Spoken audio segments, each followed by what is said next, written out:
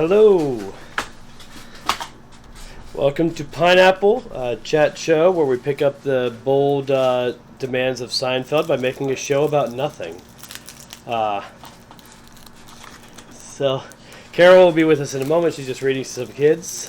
But welcome to the show. You can join into the chat by hopping into the text, the chat text. And, what the world's going on here? Oh, wow. Volume was turned way down for some reason for the desktop audio. Anyway, you can participate in chat, answer any of the questions that we have, jump in, discuss any of the topics that we're discussing, and if we notice your contribution, we may interact with it. So let's just go around and introduce ourselves real quick. And today we're going to do that with a question that was asked in the chat by Chris, actually, I believe it was. So starting, I don't think you guys see you guys in the same order that stream does. Probably not. I'm top left. Yeah, no. Dave is top left on stream. So Dave, and then Jacob, and then Tripper, and then me. Go ahead and tell us who you are. Oh, that was the wrong thing. Go ahead and tell. Serious business. Go ahead and tell us who you are, where we can find you, if there's a place online you want us to find you, and what was your goal? Like, what did you want to be when you grew up? When you were a kid, when you were growing up, what did you want to be when you grew up? And how's that worked out? Good. So who's going first? Dave. Me? Hi, I'm Dave. I'm not really found anywhere on the internet. Just here. Just here. That's right. I think the job I wanted to be, like, the earliest job that I could remember that I wanted to be, I told everybody that I wanted to be a carpenter and have 10 kids. So Oddly specific. Yeah, it was weird. I don't know why I told my parents that, but it was a thing when I was probably like 5 or 6, maybe. So I'm not a carpenter. I don't have 10 kids, and You do woodworking though. Yeah, I was like, pretty close. I was gonna say, as much as I love my kids, 10 would be too many anyways. But I have, in recent years, since really, I guess, the pandemic, I've picked up, started light woodworking, so I find it kind of relaxing. And we will go on to, I guess, Jacob? Yep. Sounds good. All right, so I'm Jacob. Can't really find me online either, except for like Facebook. That's really all I have. And then I wanted to be an FBI special agent when I was a kid. All because of the X-Files. Yep. Nice. And obviously, I am not a special agent, nor am I anywhere close. So I guess we don't know that, but well, He could tell us, but then he'd have to kill us. yeah. no, that's unfortunate, but no, I am not. That's okay. Next. That would be Okay. it. So, Tripper, you can find me TW4449, Discord and Reddit, though there's not much to see there. What I really wanted to be when I grew up, since like my early teens, was a counselor. Went and got a degree in counseling and fell off a roof, so I really can't sit to be a counselor now. So that's kind of, I got that close, that close. And so now I make books. I'm sure you could find a way. I don't have as much patience as I used to, so we'll see. We'll see. Something about constant tailbone pain has a tendency to make you not want to deal with people's crap nearly as much. So, Hmm. so that's why I make books, so I can deal with that. And when the program is not working right, I can yell at it and don't lose my job. Which is why I have my own office that I keep the door closed.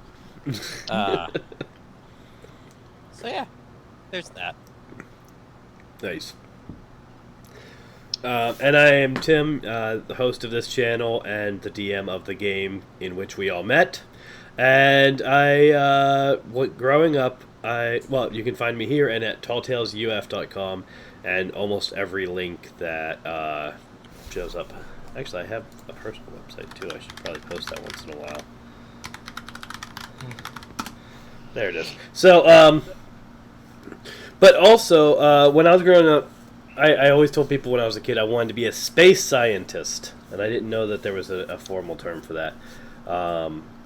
Eventually, I figured out that what I meant by that was astrophysicist, and so I wanted to be an astrophysicist. And I did actually go to school to try to get into astrophysics until God called me in a different direction, and I left that behind to go into ministry. So, started to, but didn't make it. But it comes up sometimes in game. You can kind of tell when Like when we launch someone into space and you have to do calculations to see Yeah. if they make the sun. Yep. And I made those calculations, and I know the answer. Uh-huh. I mean, when Amanda launches someone into space. Well, if Eric was here, that would land better, but alas. Yeah. Well, in the offline group, this comes up as well, because Scales likes to fly around in space, and I have to figure out where he is and what he's seeing. Yep. So, Pretty good. It definitely comes up.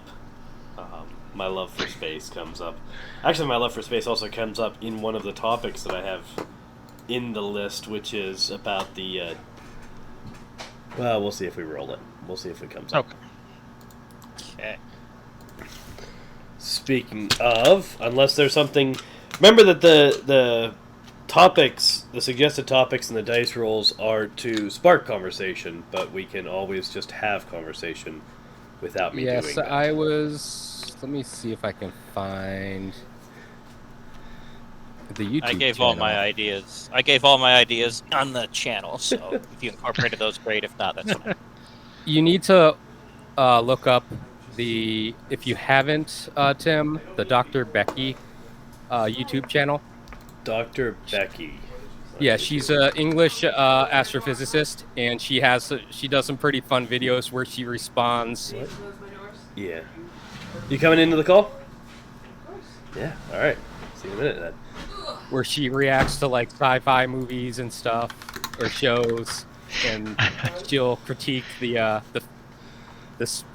physics of space and stuff. It's a really fun channel. Awesome. That's I now have it open on a tab. We'll see if my computer can handle me having YouTube open while streaming. Suddenly, Tim goes to 5 frames per second. Yeah. 144p. I will say I watched the weirdest. Like if you ever look at like my YouTube history, it's so like ridiculous and like disjointed. Like my wife will be like, "You're watching this video now?" Like I'll watch woodworking videos. I'll watch like constitutional audit videos. I watch like video game and hardware reviews, and just it's all out there. I watch like legal videos. I watch like another YouTube channel called Leto's Law, where the guy goes over these weird law cases. Wow. Yeah, I do have some of that going on as well. I like I watch a lot of like Futurama clips, but I also and You know they're coming back with that. and Chocolate Guy, they're gonna keep coming back with it. They're gonna keep coming back with it until it's no longer the Yes. future. Nice. But Yeah, and then also, of course, I have a bot that on my browser that randomizes searches in the background, and sometimes YouTube thinks I'm watching random videos that I haven't watched. So my history is all kinds of fun. And he's probably doing that just to screw with Google. 100%. Yeah, that exists. That add-on is on my browser specifically to make my data worthless. Until the FBI shows up knocking up at your door one day and like, why were you looking up how to like make a homemade bomb? See, now the thing is, I actually did do that occasionally, just anyway. So if they haven't shown up for me actually doing it, I don't think they're going to show up from a bot doing it. Yeah. I don't know. They might show up after listening to this. Listen, if they're gonna show up at anyone's house, it's mine. Since we know that we already know that Jacob's the FBI agent, so Yeah. Oh. he's gonna have to Yeah, there it is. Oh no. They're on to me now. Carol, we were introducing ourselves and saying what and where we could find where people could find us online, if so, and what you wanted to be when you were growing up. Okay, well, you can't really find me online. And I wanted to be an archaeologist. Yes. Yep. Mm-hmm. That was my plan until I was like 18. So What happened at 18 that changed your mind? that's a story for another time. Okay then. hunker down, kids. To be fair, when I was 18, that's also when I kind of deviated from my plan. I was hoping to get into astrophysics, but then I didn't do work in high school, and my grades kind of reflected that. And so I kind of drifted along near the end, and then after I graduated, I was like, "All right, I'm supposed to be applying to colleges and doing stuff." So I just went to art school instead, and because I could sign up and just go, and so I did. And then 6 months into that, realized that the program I was in was not for me. And by the time I got actually into a program trying to get into astrophysics, I was much older. So out of the 5 of us, then Trip is the only one who actually followed through on his childhood dream. Pretty much. And yet In turn. still isn't doing it. I blame gravity.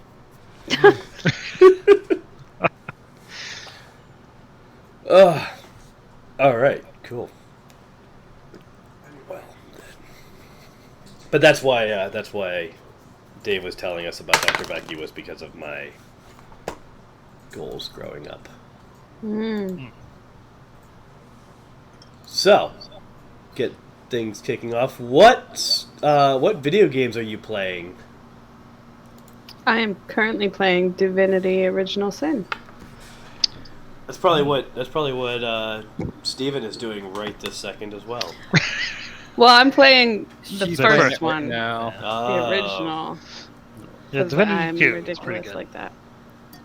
Yeah. So I got stuck on Divinity 2. Hmm? I got stuck on the ship, on the Like the starting ship? no, the one where you get off the prison island and then you escape. Oh, okay. So I haven't gotten that far yet.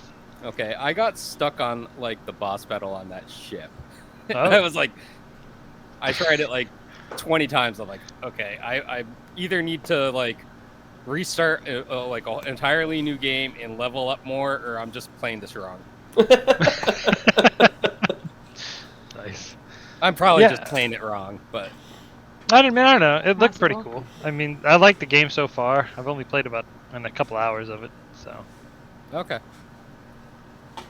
I think I it's am- cool. Oh. It could be like an undead character though. That's pretty cool.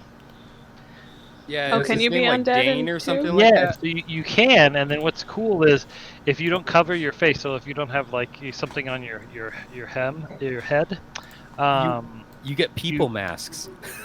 no. So if you talk to people, they obviously know you're undead, and they'll actually react accordingly to it. Oh Oh, wow, Yeah, it's actually pretty cool. But you can get people masks. Hmm. that's hilarious. Well, I mean, it's funny. Like I have this undead character that has like a helmet on that you can totally see like his whole face, right? So you can tell that he's a giant walking skeleton. But everybody's like, "Oh no, you're not undead. You're just a regular human." I'm like, That's "Yes, I hilarious.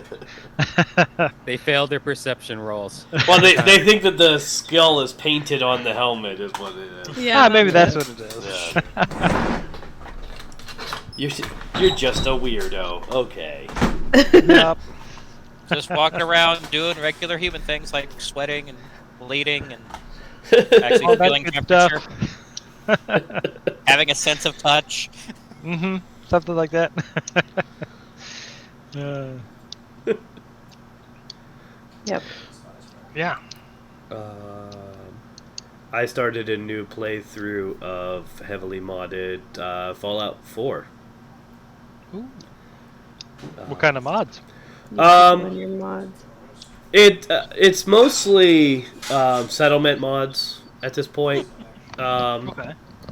There's a couple like I tried to. I have a couple hairstyles and stuff that I got when I was gonna try to play as the female character, but I had the rusty face glitch that I couldn't get rid of. Oh, right. I have I've had that. I have a mod specifically to fix that, and it doesn't work, and so I ended up just playing a male character anyway. So I don't have. So I have mods that aren't even functioning because of that that. sucks. I wish I could remember how I fixed that. I finally did, but it was a pain. I had been playing with a whole lot more mods, and the game was. I finally got it stable so that it would mostly function.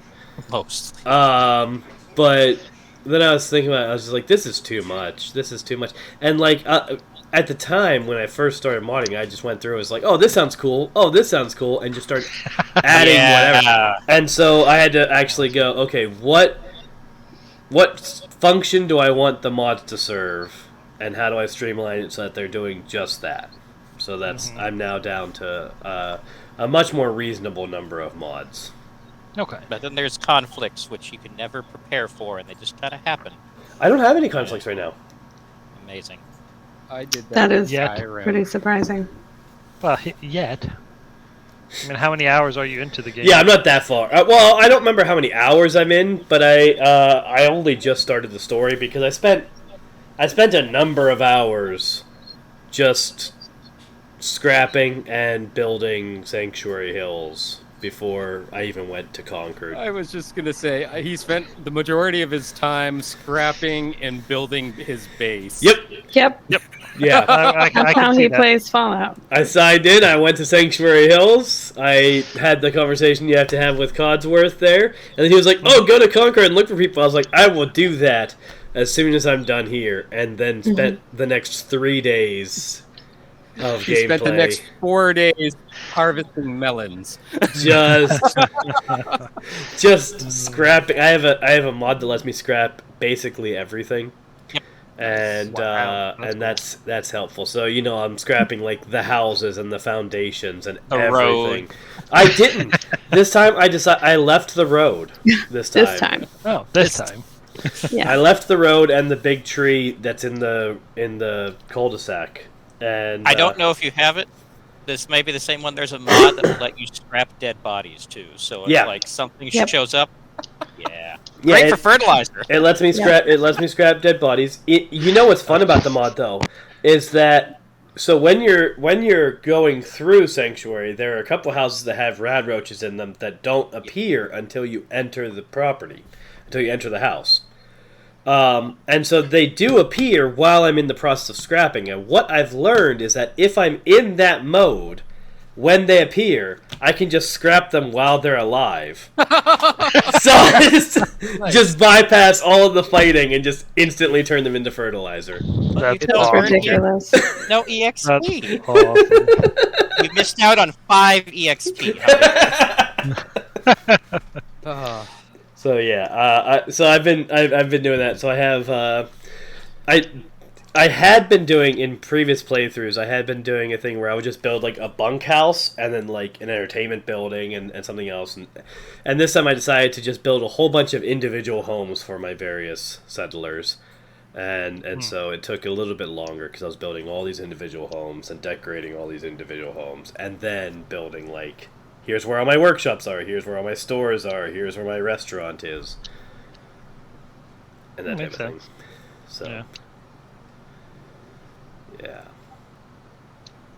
And yeah, so that's what I've been doing is playing Fallout 4 most when I play. I've been mostly playing that. Although I should get back into. I should probably devote a time each week to play Mass Effect since I'm working on that fanfic. That I'm doing a playthrough to write a fanfic.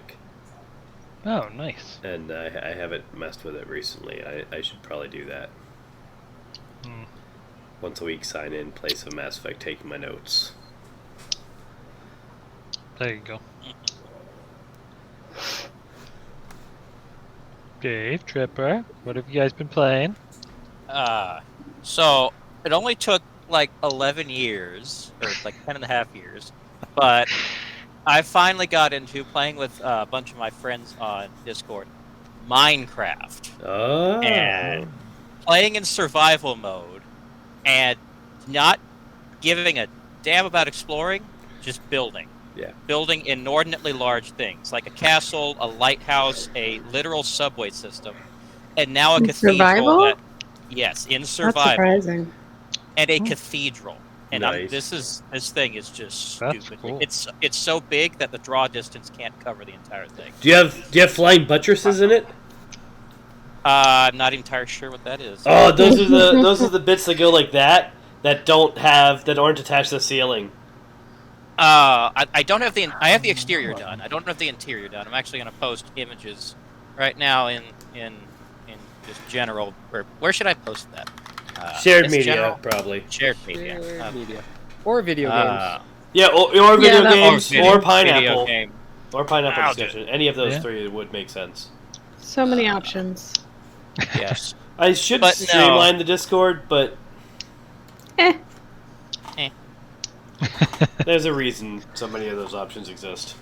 But yeah, no. If this was in creative, when I could just fly around, it wouldn't be nearly as enjoyable and fulfilling as like literally having to go mine out entire mountains for all the andesite I need for this freaking thing. So much Well, glass. I'm making stained glass windows. Nice. Oh, that's cool. Yeah, I when I was playing in like whatever the peaceful mode is. That's creative. Yeah, but- Literally. Well, you can do literally- survival and peaceful, I think. Yeah, survival Yeah. and peaceful true. where So you're still limited by resources, but yeah, you don't have to so worry you about still have to mobs. mine. Yeah. I can tell you, this is definitely not peaceful. Like, it's always fun when suddenly there's creepers on the roof of the cathedral, and you're having to deal with those where they blow holes in it. That's happened only a few times. The steeple on this thing is literally above the clouds. Wow. Like, this thing took me a month, and the interior is. I don't have all the windows done. I'm trying to find the channel. And I definitely have not even begun on the interior. Man. Yeah, I haven't touched it in a little while, but I'll come back to it, and then I'll get the stupid thing done. So, all right, where are we? Screenshots. Here we go. Screenshots. So I am in the same boat as Tim. I've been playing through Mass Effect Legendary Edition. I'm towards the end of Mass Effect 2. I've been just kind of slowly going through it. And then recently, I finally signed up for the Xbox Game Pass Ultimate, so I started playing the Halo Legendary again, which is so much better with a with a mouse and keyboard. Hmm. Alright, there's one photo posted. That so is it's a very huge. That's cool though. I like it. You can't even see the steeple in that photo. It's literally outside the draw distance. Oh, really? Yeah, there's a steeple in the rear. I thought I had a photo of Oh, that. wow. No, I don't do anything moderation. Oh, and here's the lighthouse. That's not that big, but I had fun with it. I love Yeah, it. still, that's pretty cool though. Let's see. Do I So, think of the question cast? for the people that have played Mass Effect and are replaying it: yes. do you make the same choices, or do you try to make different choices to see the No. other side? Well, Make the same choices. I have tried so many times to make different choices, and every time I get there and I'm just like, okay, fine. Her morality wins out. Every time. My morality and my thirst every time. yeah. Thirst. I have tried multiple times to romance Garrus. Doesn't work. Nope. Oh, that's it's always Got it. Caden. Always Caden romance talks to Caden. me, and I melt, and that's just it. See, I let Caden die every time. I have You promised. hurt me. I have promised not to do that this time. So I don't normally remember most of my decisions, so I have no idea whether I do the same ones or not. The big scale ones, I tend to do the same ones each time, but it varies. But I usually, because the first time I played through, I romanced Ashley, and so I killed Caden because I was romancing Ashley. And I think I killed Caden every other time, just when I was romancing Liara, just because. But I promised Carol that I would not this time. So this playthrough, the playthrough that I'm using to write my fanfic, Ashley's gonna get it. So I am going to. Even though I let Caden die every time, I will say that saving Caden is the right choice because Ashley is just a terrible person. Well, there is truth to that, yeah. So Ashley is a speciesist. Yes. Yes. Yes, she is. You Yes, she don't is. find that out until after. Oh, wow. Oh no. Yeah, so I always You kill know it- Ashley. You know it pretty early. Well, She's okay, well- very open about not liking the Turians. Well, Like, maybe right it's from the just start. because like I don't tend to interact with my crew. oh my god. That's like Oh. half No, the not point at all. of playing those games is to interact with the party. Oh my goodness. So like I'll interact with like the main people, but like the people like I'm like I have like because I always play with Hem Shep, so it's just like I don't talk to Ashley because it's like I wouldn't be able to romance her anyways, and I They're only usually important to you if you're romancing. Yeah. exactly Yeah. Oh yeah. Oh, yeah. Awesome. Yeah, I'm romancing Caden as my femme shep in the film noir playthrough that I'm doing. Oh, okay. Awesome. I did awesome. once romance. Oh crap! What's Thane. his name? No, Thane. yeah. Yeah. Oh, okay. Yes. But I didn't know that Caden was going to come back when I romanced Thane. And his romance oh is that's news absolutely to beautiful. me because he didn't come back in my playthrough. No, but Ashley does. Yeah, Ashley So- does. If you let so- Ashley live, she comes back. Yeah, so it's the same. It's just the same thing. It's Yes. just Caden instead of Ashley. I completely forgot about that because I kind of forgot about like almost everything about Mass Effect 3 except for which ending do you want, the blue, green, or red ending? Yeah. I need to play Legendary Edition just so I can see the new endings because I still haven't. Oh, are seen there them. new endings? Yeah, they redid the endings. Oh, that's cool. Yeah. I was just gonna rewrite my own anyway. I was gonna completely deviate. I was planning to completely deviate from the game once I got to the conclusion of my fanfic. Yeah, people were so angry about the way they chose to end it. That Yeah, because it was released a third garbage? version. Yes. See, I So they didn't mind re-released. the ending all that much. I think it wrapped up a trilogy. I think it was a means to an end. I like the endings themselves. What I don't like is the fact that you have to choose at the end. Well, Instead, Yeah. it means like all of your choices previous to that end meant nothing. yeah, Exactly. All That's of a the big 3 part other of it. games. That's a big Yeah. part of it. Is that your choices earlier in the game don't affect those choices at all, Mhm. or even their availability. But also, like, 2 of the 3 choices don't make any sense with the story they've been telling. Like, you in the at least when I played it before, you had the options of destroying the Reapers, but in the process destroying all synthetic life, or taking control of the Reapers, and that had some effect on other synthetic life. I don't remember what it was. Or merging synthetics and organics across the galaxy. And the whole game has been about destroying the Reapers. In what way does taking control of the Reapers or merging with the Reapers make sense in the story that they've told? Like, it just doesn't. And so, realistically, it was, okay, there's either you take the one option that makes sense with the story, or you just throw everything away. See, I just remember that I chose the green ending. I don't remember what it actually did. I don't Wow. remember. I think I did just throw everything away because I didn't want Joker and Edie broken up. I don't remember though actually what I did because I've only finished the trilogy once. I've only done the end of Mass Effect 3 once, and I don't remember exactly what ending I did, and I wouldn't know what color it was if I did. So That is true. Well, so if you said that you end all the synthetic life, that means like all the Geth as well, right? yeah, all Yeah. the Geth die as Okay. well. Yeah, so then I definitely didn't choose that one because I loved the little Geth dude that was on your team. Legion.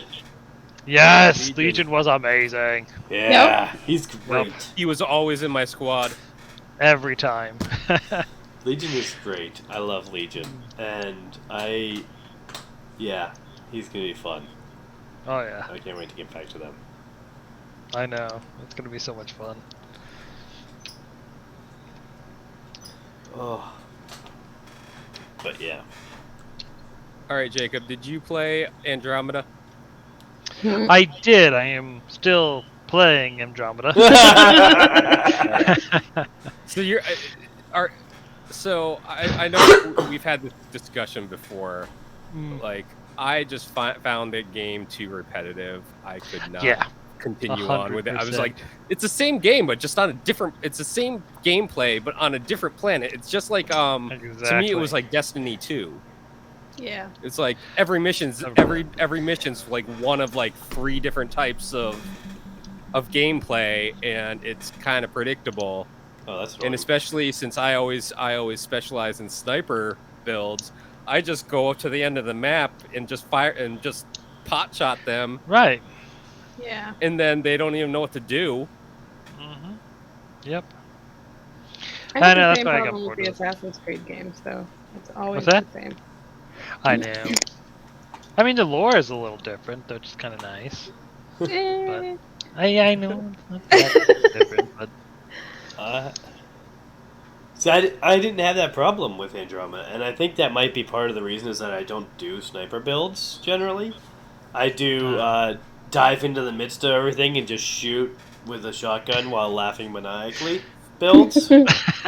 And it's like, I guess you could be repetitive, but it's kind of intended to be, so it's always a little bit different. I remember when you I mean, not first different when you enough. did your first Legendary Edition stream, and you got the sniper rifle, you were so mad. It was hilarious.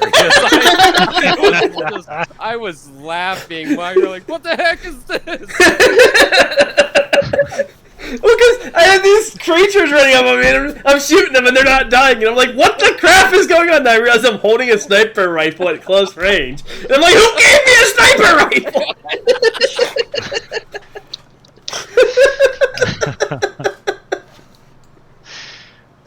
Oh man. Yeah, I don't do that.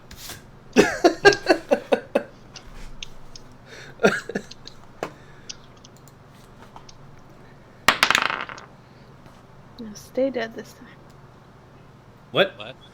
Sorry. I think she was talking to the entire I'm talking to the game. Enemies should not be allowed to resurrect each other. It just should be a rule in gaming. Well, that's why you shoot the medics first. Yeah, It exactly. wasn't it was an archer. It had a resurrection scroll. Oh. Friggin' I don't know. I think the players can do it. So. Yeah. Yeah. Oh, those guys in the Diablo series, the shamans that resurrect their little minions. I used to just like abuse that. So I'd like kill all the minions, wait for the shamans to resurrect them, kill them again. Let them, just for fun. Yep. Do you get extra XP? Just let me stay dead. I don't think you do get extra XP after they get resurrected. So it was just cruelty. Okay, cool. Just cruelty. You should definitely get extra XP for having to kill them again. Yeah, I should think so. Well, not if they're the same creature that just keeps bringing them back. Yeah, but you Yeah, but still you're still defeated fighting them it again. multiple times. Yeah, but you've already learned what you can from the creature, so how are you gonna experience?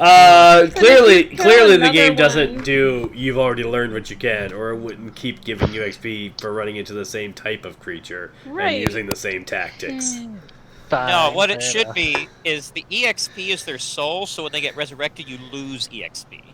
So, every time you kill them, just it just gain it keeps going back. Yeah. Okay, Satan.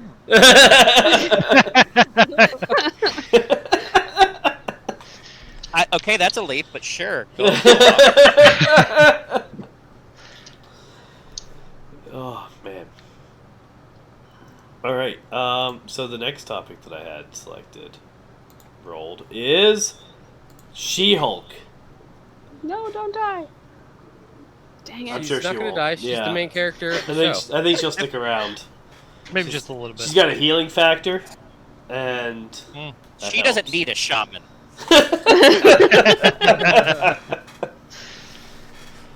What's your cousin's blood turn her into a Hulk? Yeah, are they using that same origin? I believe so. Okay. I'm not sure. I was wondering. Well, I'm wondering how they're gonna do the origin story because So- that's what it is in the comics. I'm assuming they're gonna follow at least that origin.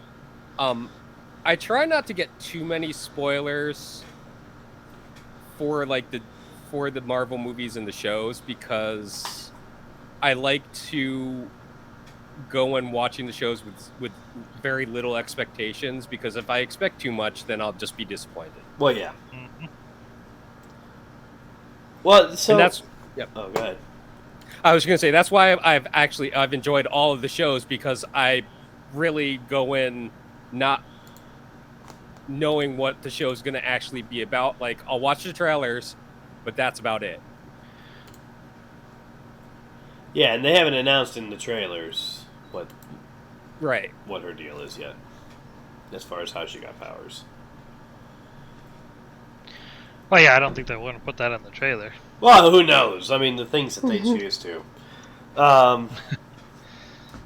But yeah, I am curious about the show. I'm looking forward to it. I am disappointed. We talked about this at the cookout a bit. That I'm a bit disappointed in their design for her. Oh. But we'll see. Maybe it'll win me over. But like most of the shots that they have of her as She-Hulk in the trailer lack context. And so because they don't have framing, like they don't have context, it's just like a close-up of her face when she's at a desk or something, and stuff like that. I can't actually tell if she's in Hulk mode or not, because, like, she doesn't look that different, like, generally, and the color isn't that distinct. So, yeah, I'm concerned about how that design is going to play out and how well I'm even going to be able to track when she's Hulk and when she's not.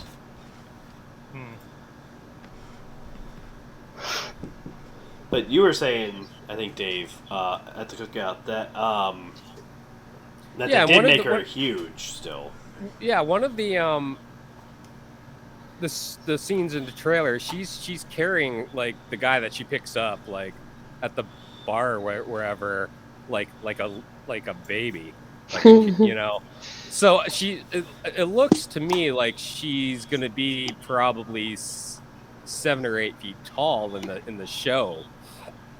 Like, there's like a picture where she's opposite of Bruce or the Hulk, and he's maybe a foot or two taller than she is.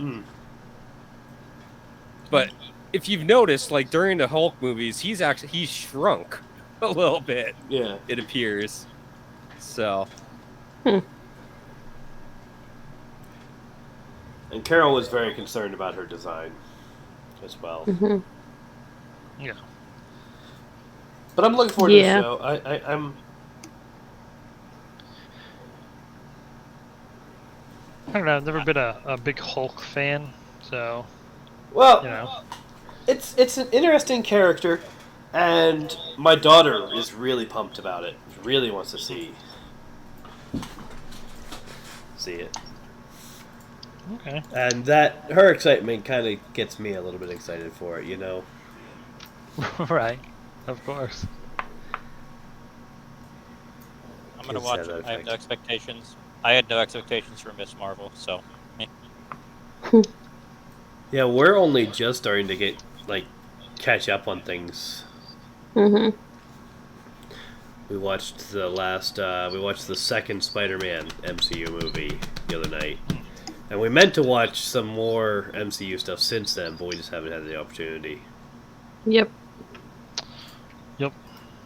So, we'll see. Yeah. What? I don't even remember what's next. What is next? You have to look at the list.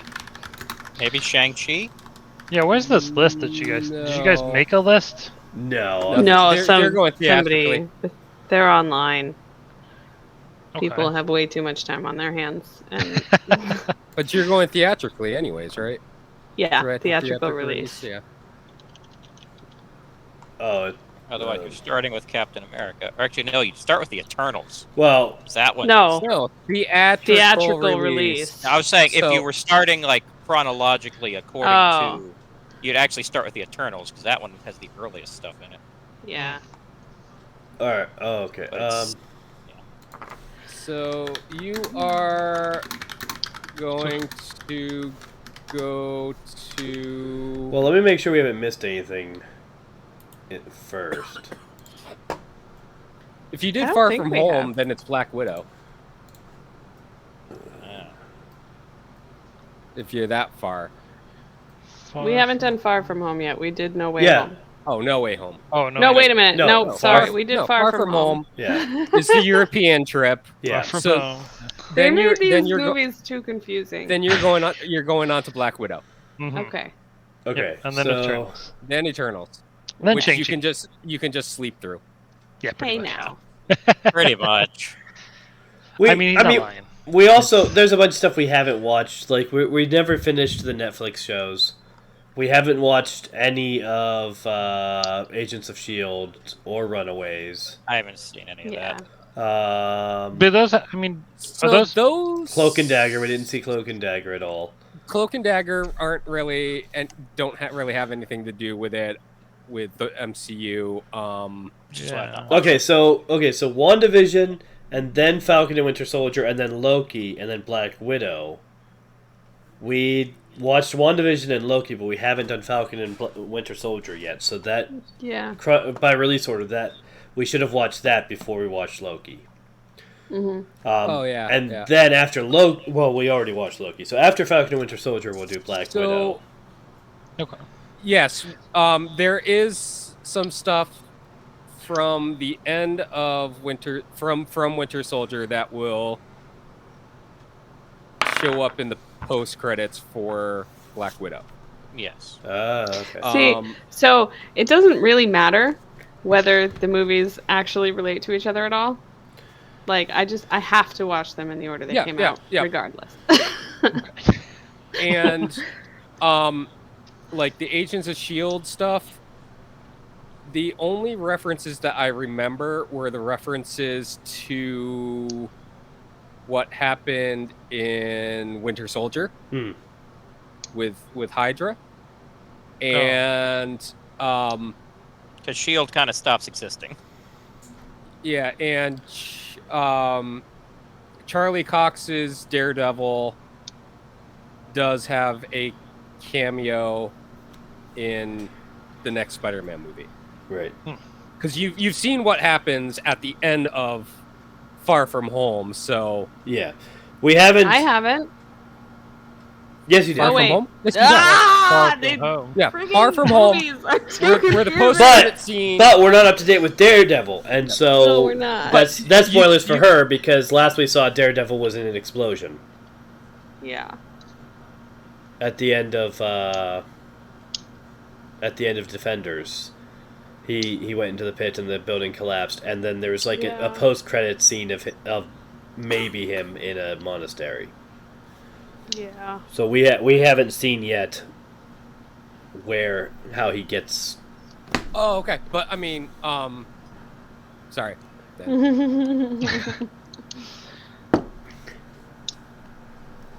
But yeah. Oh, we didn't lock up the chickens yet. We gotta do that. Oh, yeah. Anyway, I'm sorry, I'm ridiculous. it's okay. Aren't we all in our own ways? Like, aren't we all ridiculous in our own ways around here? Yes. Oh. I know I am. Why are you there? Don't be there.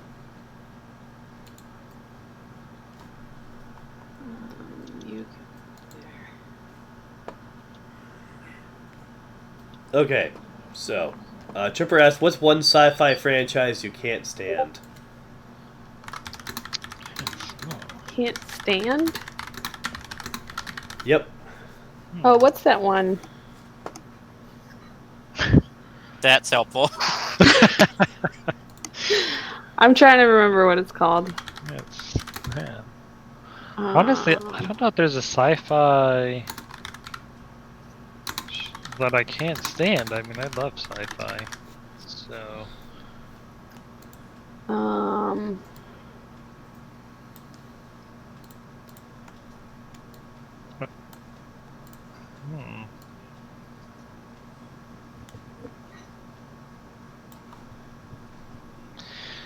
Yeah, no, I mean, I don't think I have one.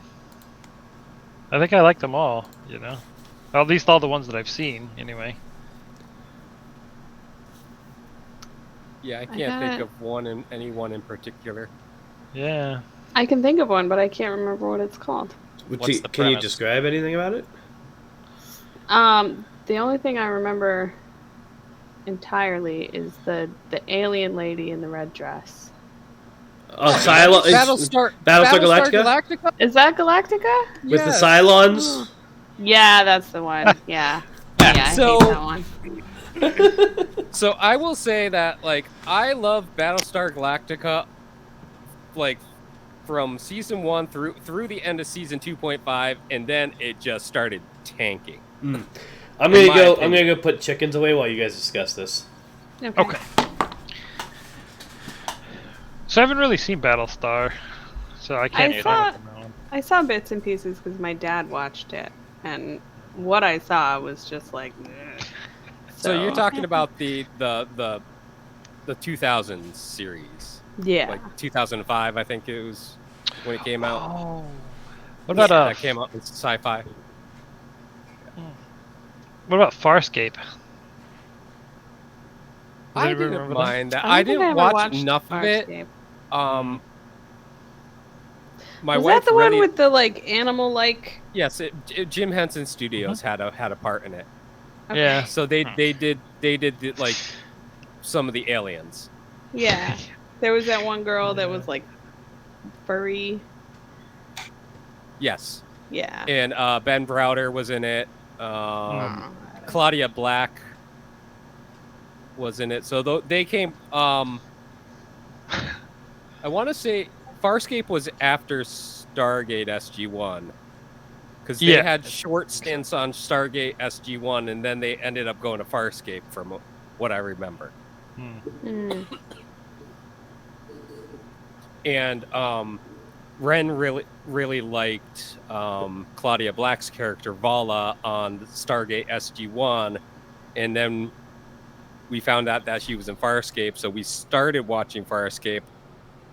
It didn't really like. I think we watched like a few episodes. I bought her the box set, and then we just didn't end up finishing it. So I bought her like the entire series. Which is like 5 episodes. But Oh, man. we watched all of the Stargate series, Stargate and Atlantis. See, I didn't like the Stargate series either. But mostly because I'm a purist and the movie was like enough. I like the spin-offs that they had. Like they had Stargate Atlantis. Mm-hmm. Yeah, that one was pretty cool. I like that one a lot. Well, that's where we ended up getting like Jason Momoa from. Yep, that's right. You know what, Stargate? Yeah. Stargate. Mhm. That's, Nice. Atlantis. I haven't watched. I liked the Stargate movie, and I liked the bits and pieces that I saw of the Stargate show, but I never watched like a full episode. And I don't think I've only seen. I think I've only ever seen GIFs of Atlantis. Hmm. I don't think I've ever. Yeah, actually Atlantis seen is any pretty clips. good. I liked Atlantis a lot. I think that Atlantis was completely different than SG-1. Oh yeah. I did hear that. Yeah. But It like, is. so like, David, what's his face, the Canadian, the guy, the scientist guy. You're right. Like, you hate him in like SG-1 because he made guest appearances on SG-1, and you always hated him. And then like he redeems himself in Atlantis Oh, okay. because he's like one of the he becomes one of the primary characters. Yeah. Oh, And no. he's actually kind of endearing, even though he's still kind of a jerk.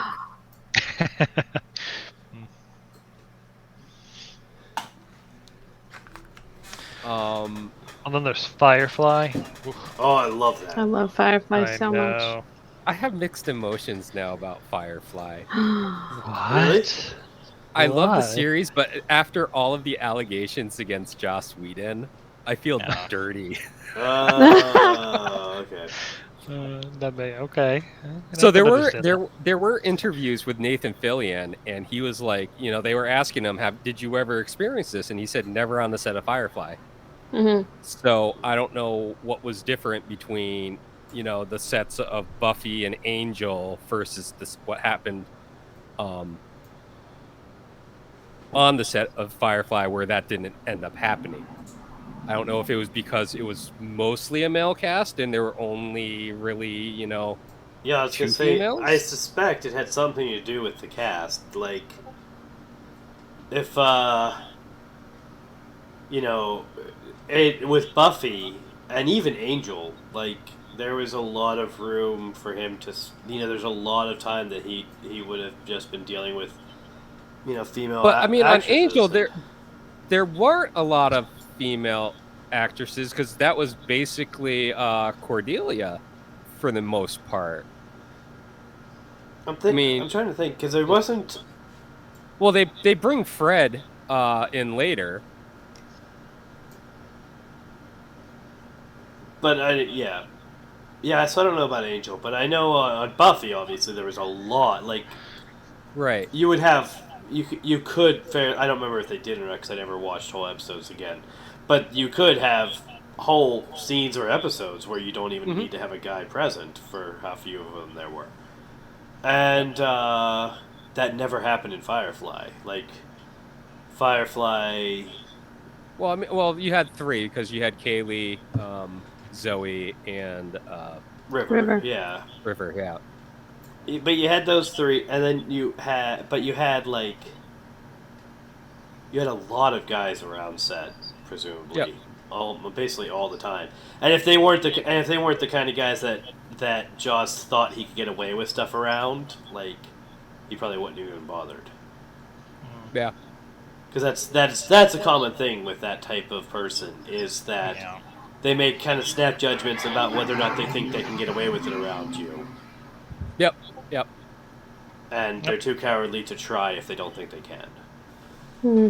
And so, if people like Nathan Fillion or the guy who played Jane or Alan Tudyk or whatever seems to him to even be the type who would say something, he probably Adam Baldwin probably would have just held off entirely.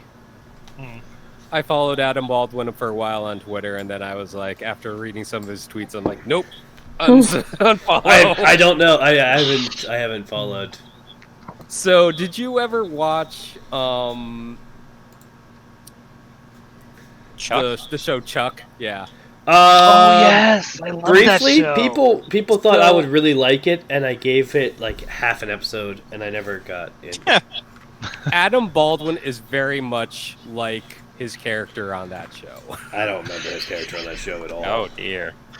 He is a very impassioned Republican who isn't afraid to speak his mind, I guess, and would tweet about it quite often. And this was even before like 2016. So I was just like, unfollow. I don't need to read that, even though I don't really read my Twitter anyways. But and not to say that there's anything with Republicans. Not trying to stir a political debate. Yeah, that's not allowed on this show. No.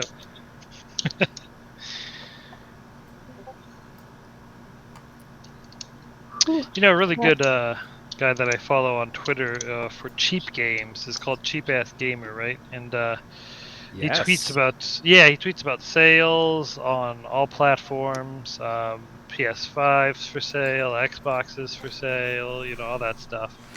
But he has a lot of tweets, so you take that as you will. He actually does a panel at some of the PAX, the Penny Arcade Expos. Yeah. Who's this again? He's cool. Cheap Ass Gamer. Oh, Yeah. I don't know that. I don't know anything about that person. If you are ever looking for video game sales or deals, he is the person to follow. Yes, 100%. That is how I've gotten most of my games. Okay. Yeah. But sorry, switching back to the Firefly topic, I heard that Disney is actually going to be making a new series, and it's going to be X number of years after the events of Serenity. Huh. So, I don't know that I don't think I trust Disney with that. So who I'm has? not sure I do either. I don't know. Can I spoil? Like, I guess No. No. You've seen the all word. of it, hon. You've seen all of it. No, I have seen heard, can zero. I spoil? And my immediate response is no. I have seen 0, so no. There you go. See, Oh. I was protecting someone. Oh man, you need to watch For once. Firefly. Really? You need to watch Firefly. I You know. do need to watch Firefly. It's a space western. Yeah. I'm It is aware. I know so I'll love it. good. But okay, here's the thing. I'm afraid to watch it because I don't want to be disappointed at the end. Like, there's not more of this. You will not Okay, be so well, yeah, I mean, there is yeah, you slightly will be that. There is a little bit of disappointed if that, there's not more. but I think it benefits from that. Honestly, like the way the show was done, if they had kind of had the opportunity to run indefinitely, I think they would have worn themselves out really quickly. Mm-hmm. Oh, 100%. And so I think the show really, a lot of the nostalgia for it really benefits from how little of it there is. Like, Yeah, that's valid. so. Yeah. And if you can be comfortable with knowing that, then that can overpower the disappointment pretty well. Mm-hmm. All right, hold on 1 sec here. We're gonna have to have Firefly viewing parties now Yeah. to make it Oh. happen. It is That'd be like cool. necessary. Yep. Where is I'm it down for streaming? Where- Oh, is it still on Netflix? No, it might be on Hulu. It's either on Hulu or Amazon Prime. Why don't I have that on my Plex? It That's a looks good like question. like it's on Hulu No. and Prime Okay, Video. So I have a documentary based on Firefly called "Done the Impossible." It's I think that's streaming on like Tubi or something like that as well. But it's a very interesting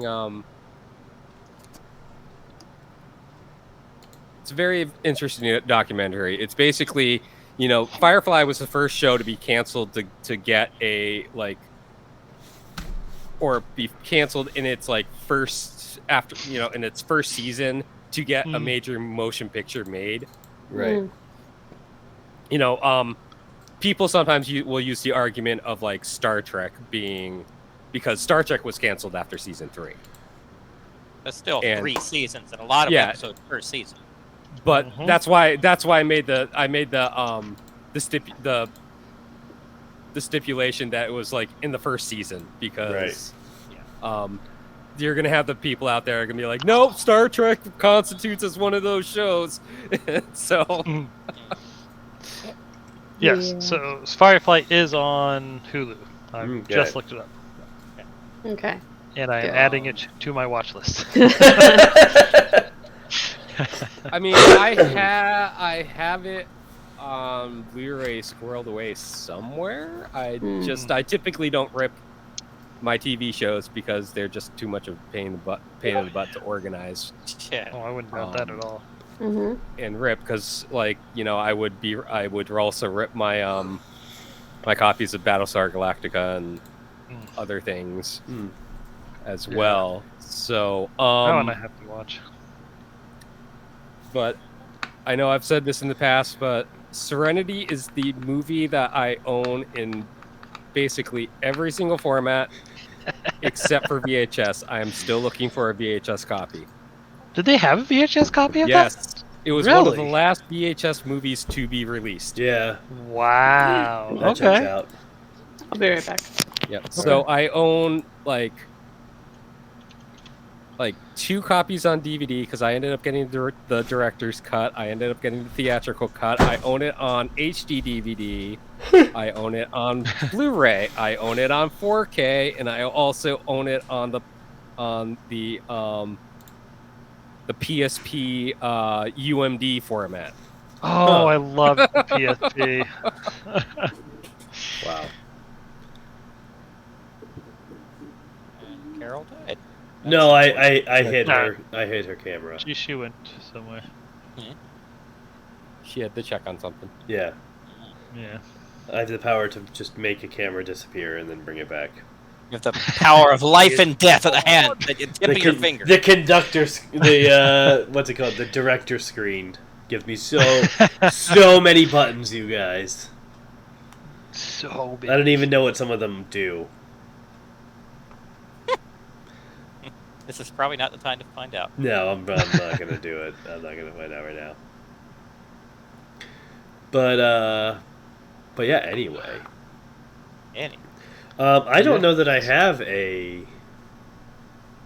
I've been thinking about sci-fi universes that I like or don't like, and I have. I mean, part of the problem is that I have trouble remembering very many right off the top of my head Yeah. that I've experienced. Mm-hmm. So I don't know. I don't know. Okay. What you guys would be the favorite Star sci-fi genre that you've watched? I guess. Like or, universe or franchise? whatever franchise. Yeah. Yeah. Well, franchise, universe, that kind of thing. Star Trek. Star Trek. Star Trek. Yeah, I don't know. Oh, go ahead. Well, no, I was gonna say probably Star Trek as well. Just the amount of different species that you could experience. Like interact with. I think that'd be really cool. I really like the Mass Effect universe, and Yeah, no, that was the other one. a big part of that is just how human it feels, because like a lot of these, like Star Trek, like Star Wars doesn't have this problem because it's different. Even the humans are different, but like different ones, they lean so much into the thing that they're trying to say, and it's great that they do that. Like I love that about Star Trek. I love that they're really committed to the utopian ideal that they've kind of painted. Right. But what happens is it doesn't, like Mass Effect feels very human because it's just like a whole bunch of people where it's just like, hey, humans figured out how to like travel in space, and the first thing they did was pick a fight with the first species they ran across, and then they like Which is that checks out. and then they joined intergalactic society, but as like ridiculous weirdos. And then like what did we do as soon as we figured out, hey, maybe we can use this technology to like consider exploring beyond the mass relays. And so they were like, oh yeah, well clearly what we have to do is just put a bunch of people into stasis and shoot them at Andromeda. Like this, like all of this checks out. This all makes sense. Like the Star Trek universe, I love the way that they discovered warp drive because that feels very human. Like Let's strap it to a nuclear missile. Yeah, just strap it to a Frank, nuclear rock and missile. roll. Let's just fly out there, blast some music, and we're gonna find out if this works. But we're gonna have the person who designed it inside of it, so that if it fails, we'll never know why. But if it works, he knows how to bring it back. And like that feels very human. But then by the time you get to like the actual shows, it's like we've leaned so hard into the utopia that it feels like we've lost a lot of the human element. But Star Trek is probably my second because Star Trek does still try to maintain that. I like the and this is a headcanon, but I saw a thing that was explaining that like their view that the wild stuff that happens to Enterprise only really happens to Enterprise, or at most, human ships. Like, the Klingons never have these problems. And, the Vulcans never have these problems. No other race ever has these problems. They never have these situations arise. It's just the humans, because the humans are just ridiculous. The Ferengi have the problem. The Ferengi, So there is a tie-in from, I believe it's Deep Space Nine or The Next Generation, where a pair of Ferengi get like flung into the Delta Quadrant, and then there's a Voyager. There's a Voyager episode that shows what happened to them. That was Next Generation. That was Next Generation when it happened. Yeah, they found an unstable wormhole, and they got flung into the Delta Quadrant. And like, I didn't ever remember that episode, and I didn't recognize it when I watched Voyager. And I was watching one of these YouTube videos one day. I was like, huh.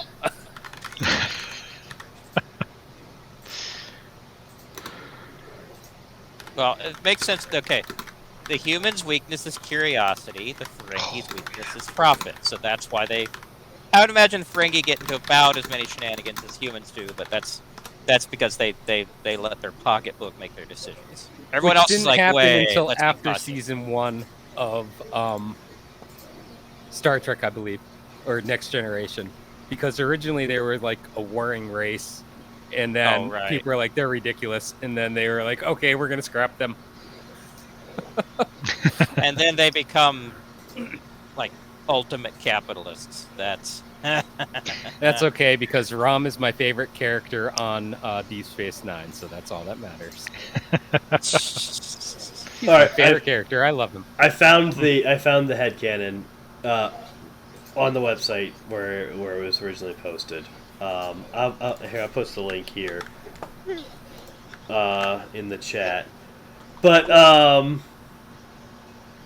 they're explaining that, like, there. Let's see. That random headcanon is that Federation vessels in Star Trek seem to experience bizarre malfunctions with such overwhelming frequency. Isn't just an artifact of the television serial format. Rather, it's because the Federation as a culture are a bunch of deranged hypo-neophiles, tooling around in ships packed full of beyond cutting-edge tech that they don't really understand.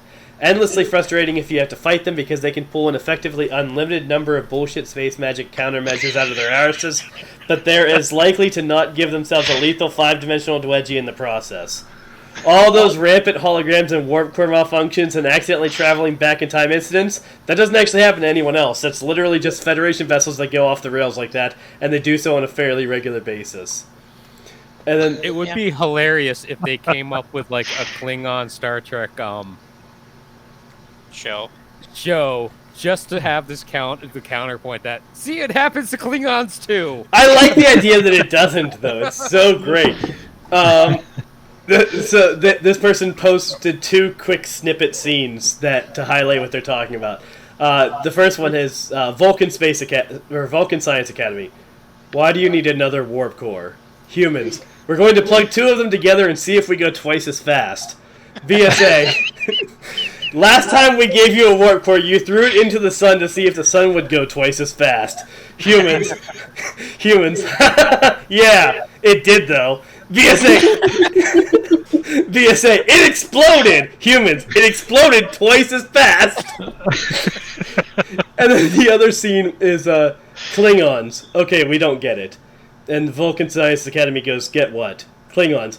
You Vulcans are a bunch of stuffy prisses, but you're also tougher, stronger, and smarter than humans in every single way. Why do you let them run your Federation? Vulcan Science Academy. Look. This is a species where if you give them 2 warp cores, they don't do experiments on one and save the other for if the first one blows up.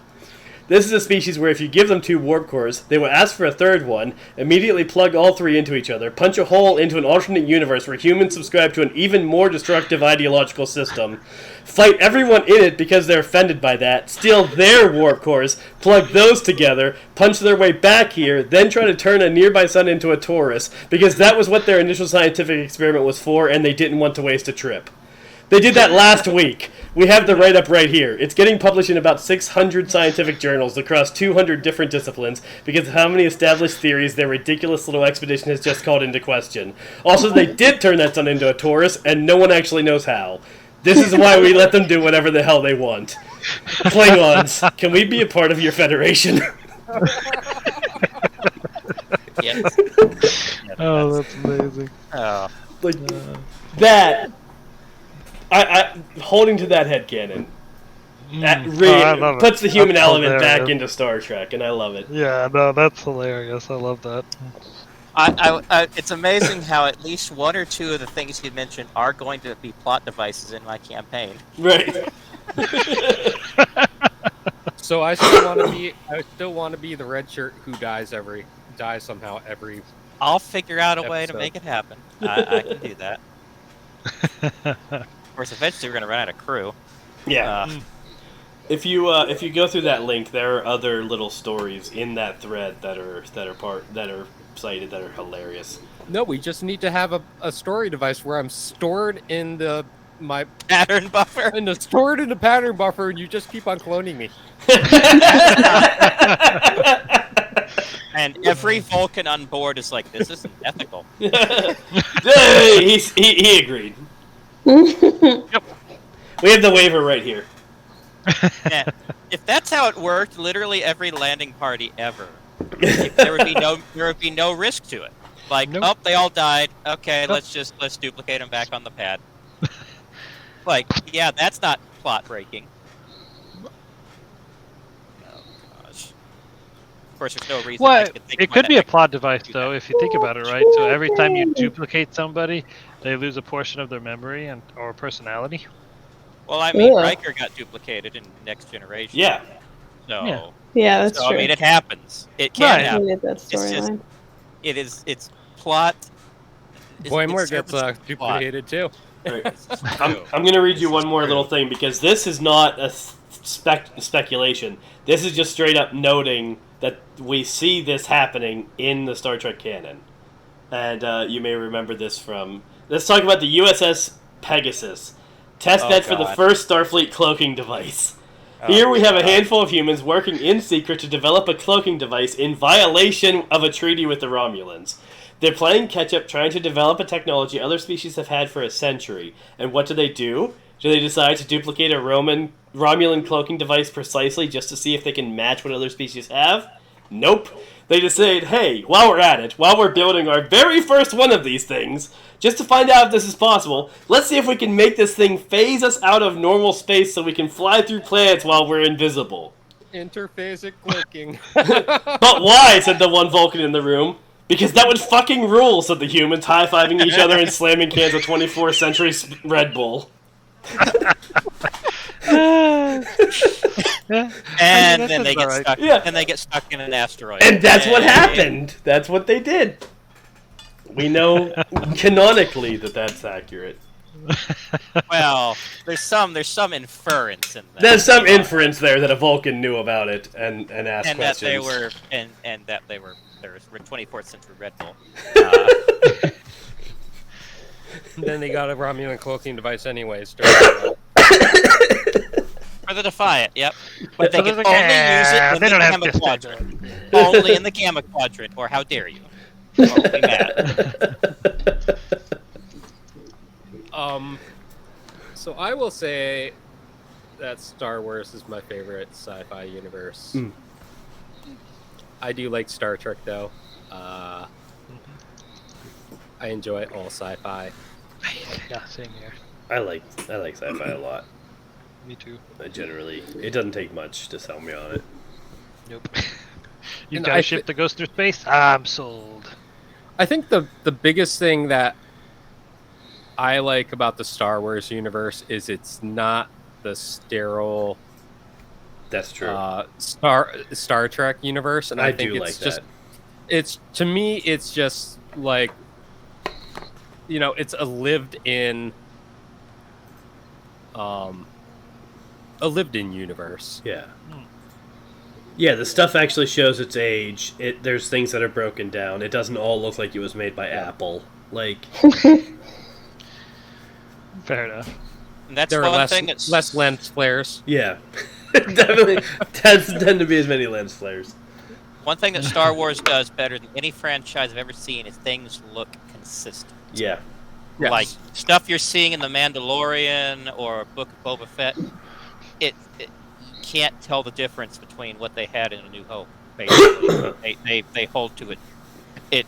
I mean, Star Trek, like they've reimagined things so many times. Well, I mean, I guess up until they started the Kelvin timeline, and then it's like, oh great, now we're reimagining things. They've done that Discovery, Strange New Worlds, but no, Star Wars has been just They have their aesthetic. everything from episode 1 to episode 9. You can believe that it's all in one continuous timeline, and that there's no. I mean, you put episode 1 right next to episode 9. I mean, plot-wise, obviously, it did not get better, but it still looks like it's the same movies. Yeah. Yeah, that's true. I do like that. I do like that lived-in feel to it. I think it's really great. That you don't see much of. And Firefly had that too. I liked that about Firefly as well. that it really did feel like people live here, and they're not everything is cutting edge, hyper sterile. Like, people are still using random things that still work from 30 years ago. And Yeah, Firefly, they definitely did the similar contrast between the Alliance as they did with like the Imperial stuff. You know, the Imperial stuff is very sterile. Yeah. The Alliance ships and stuff were very sterile to show that disparate nature of the people, that are actually living and trying to survive versus, the people that are, the oligarchy. Yeah. I wish they'd have done, if they'd had any balls, is make that what Voyager turned into. Because literally after 7 years, no space dock, on the other side of the freaking galaxy, this ship looks just as good as it did when it left space dock. Yeah. Like, that should have gotten, the uniform should have gotten worn out, or eventually, okay, are we going to replicate new uniforms or food? Or essential things. That's one thing I like about Deep Space Nine, is that Deep Space Nine, like, O'Brien complains constantly about there's something being wrong, and you do have the non-human element in that it's a Cardassian ship, and everything actually does generally function. Like, nothing goes wildly off the rails. It's just basic maintenance. Because it's not done with super high-tech, future-cutting technology like we invented this last week and power everything with it. But I would argue that things generally go pretty off the rails on DS9 when they break. I don't know. I think it's mostly just maintenance stuff. But the point I was making, though, is that the day-to-day functioning of the station looks like it's a place where a bunch of misfits just live next to a wormhole. Like it doesn't seem like, like the Enterprise is a flagship, and it's super clean and super cutting edge, and it's all this all the time, even right after a battle. But, like, DS9 does look a little bit grungier. It does look a little bit dirtier. It does look a little bit more cobbled together. And they still didn't go, nearly as far as Firefly or Star Wars would go. But it does have a little bit more of a lived-in feel than the ships do. Even Voyager, which is literally their home for 7 years. Yeah. Like, man, there's got to be some stains on the carpet. Come on. Cleaning robot. Replicate an entirely new carpet every time someone drops something burning on it? Are you kidding me? Well, I mean, replicator technology. It's not like it's cost them many materials to do it. Yeah, I've always wondered about that. Like, how does that even work? They collected they collect raw materials. There were things where they were, some of the episodes they were landing on planets to get resources. Yes. They're replenishing their resources. Like the first 10 episodes, they kept account of photon torpedoes or something like that. How many they had left, and then they just stopped because plot. It's like, guys, we really need more photon torpedoes, but they should be out like 5 episodes ago. Screw it. None of these guys are counting. It's not like we have some of the most anal retentive fans in the universe. They did that for Battlestar Galactica too. I'm sure they did. Mm-hmm. And they had a count of the number of colonists for each episode. Wow. Impressive. Okay.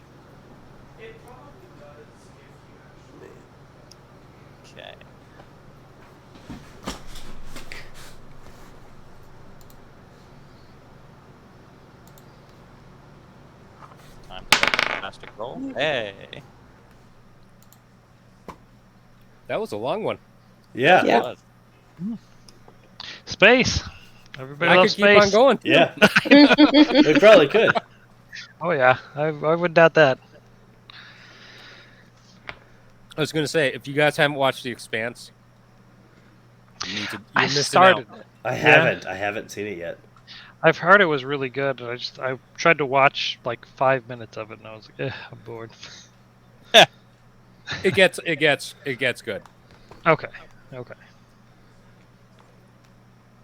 So what's the dice say there, Tim? Yes.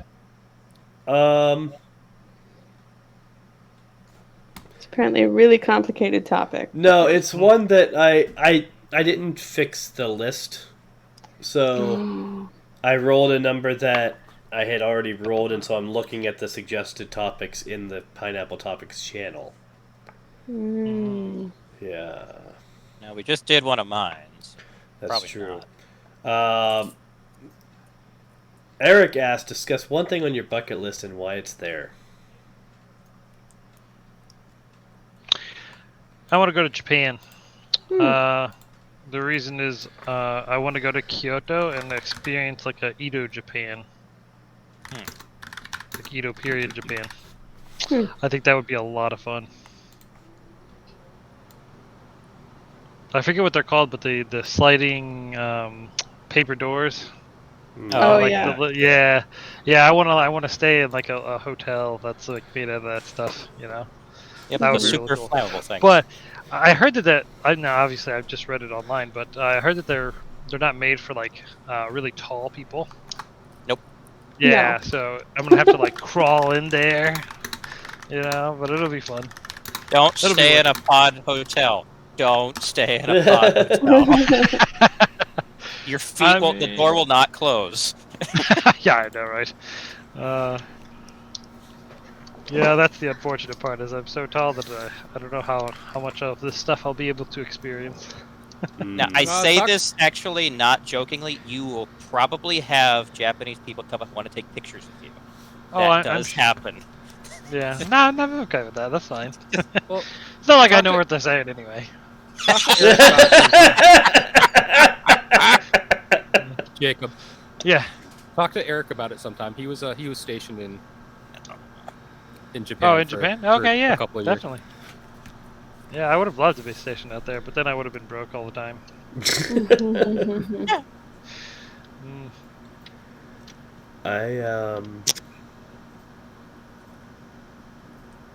I want to go to Ireland. I want to go to Ireland. I want to check it out.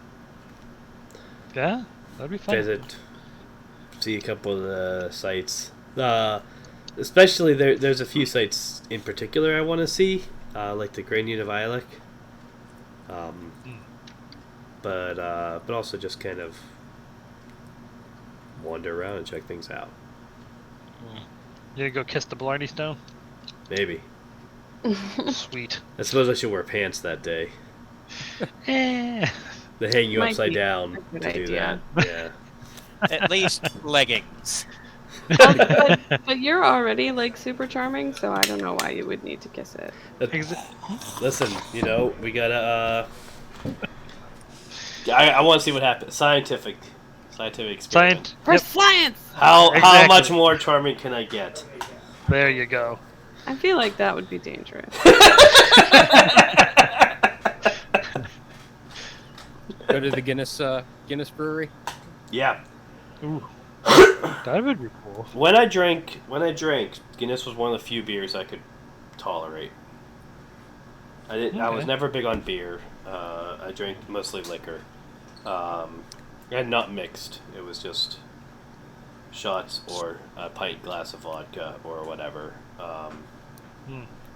But occasionally I would drink beer, and Guinness was one of the few that I could tolerate. So, I love Guinness, but I can't really drink it anymore. Used to go out with one of my buddies from college, and we would do the well, it was the when all of the Irish pubs would do their Guinness thing. So I forget what it's called, the Guinness crawl or something like that. Pub crawl, yeah. And I had so much Guinness in one night where I don't even remember how I got home. Nice. See, I mostly drink at home, so that was never a problem. And my buddy Sean, he was this. Irish guy, and like he wasn't like a big guy, but oh my god, like he had this like mug that was it had to have held like 128 ounces. Yeah. So he would crack open like 4 or 5 Guinnesses, pour it in there, and then down it in like a single jug. I'm like, what are you doing? And he would have like 5 of those. Nice. Yeah. I'm like, how are you even still standing?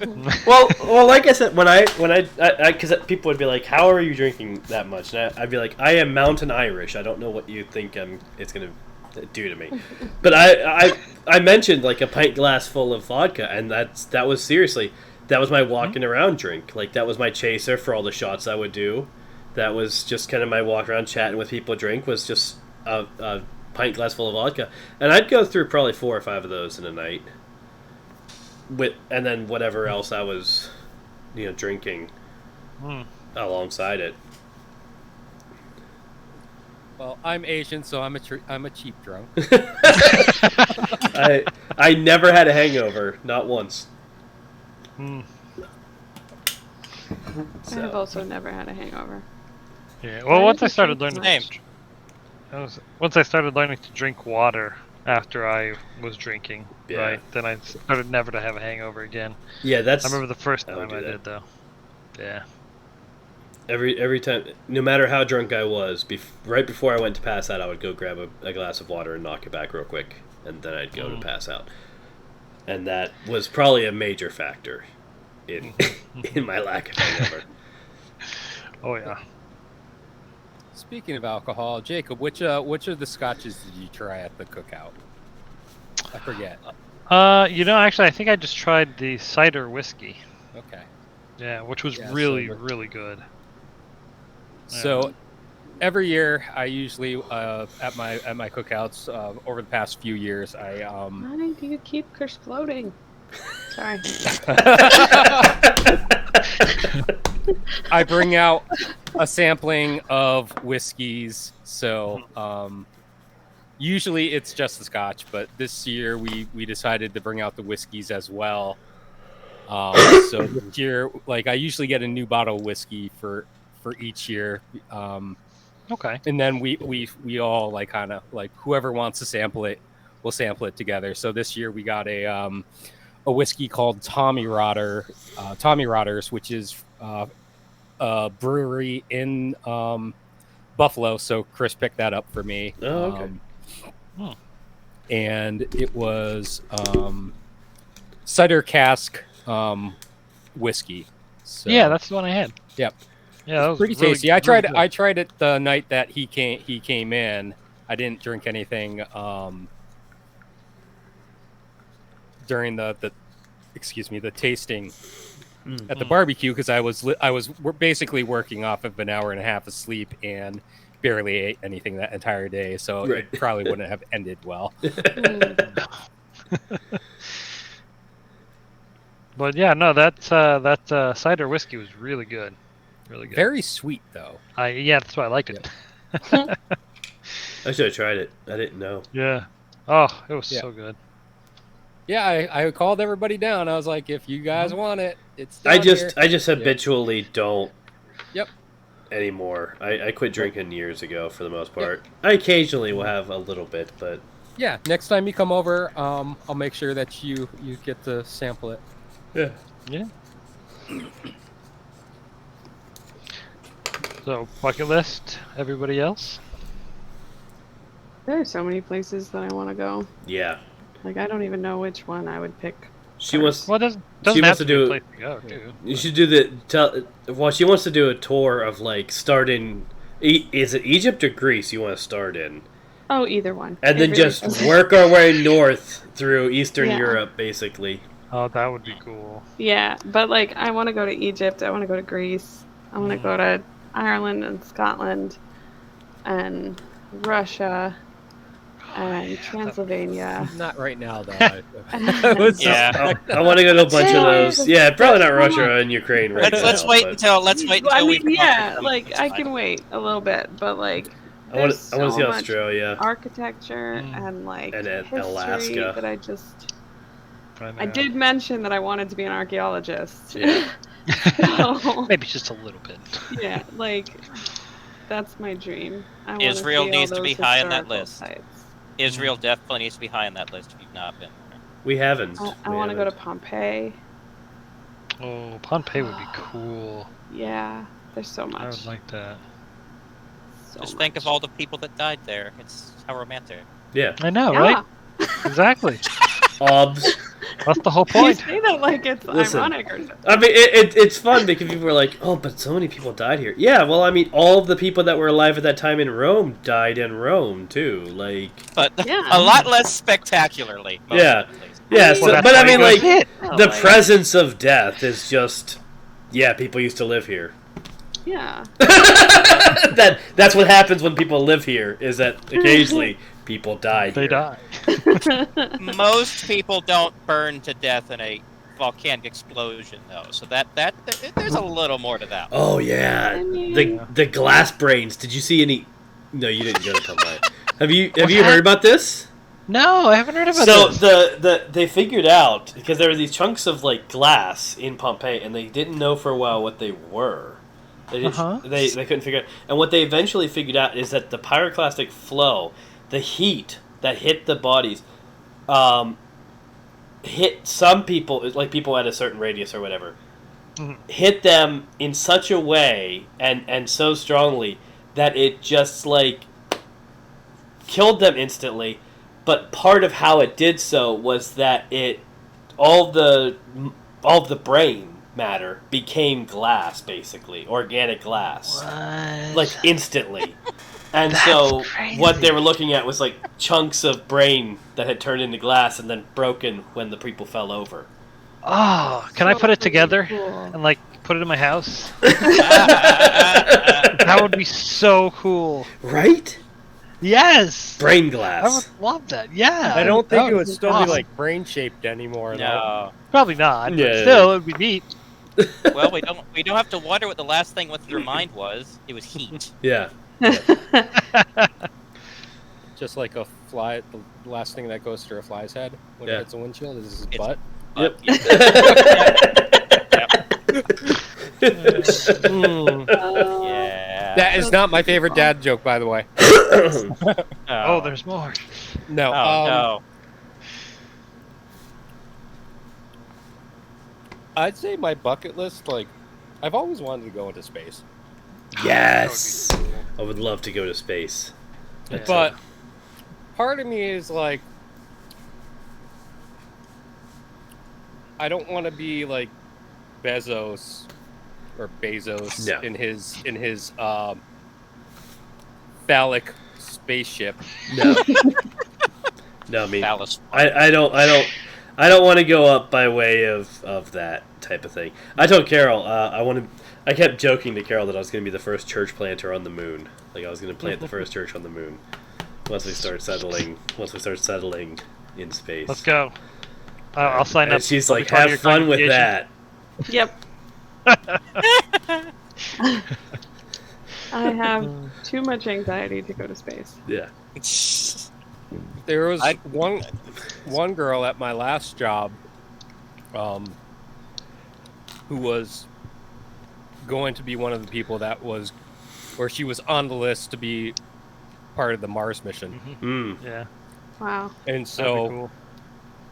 I remember she was on the way to one of the the library area, and we would pop in our head every once in a while and say, "Hey, any more news?" She'd always happily talk to us about it, but it was just like, you don't know us, but we know you're going to Mars. Yeah. Nice. Oh, that'd be so cool. Oh my god, I would love that. I probably wouldn't sign up for a Mars mission. I wouldn't sign up for any actual long-term missions because I know that Carol won't come with me, and I'm not one of the people that's like, oh, I'll just leave my wife and kids behind for 4 years. I'm sure that'll be fine. Like, I appreciate that. I'm not not built that way. So I wouldn't actually sign up for any long-term missions. But man, would it be tempting, just for the opportunity to go and live in space for any length of time. Like, I just want to visit the ISS for like a week. You know, that's it. Nothing major. Just want to float around for a week and then come back down, and I'll be good for the rest of my life.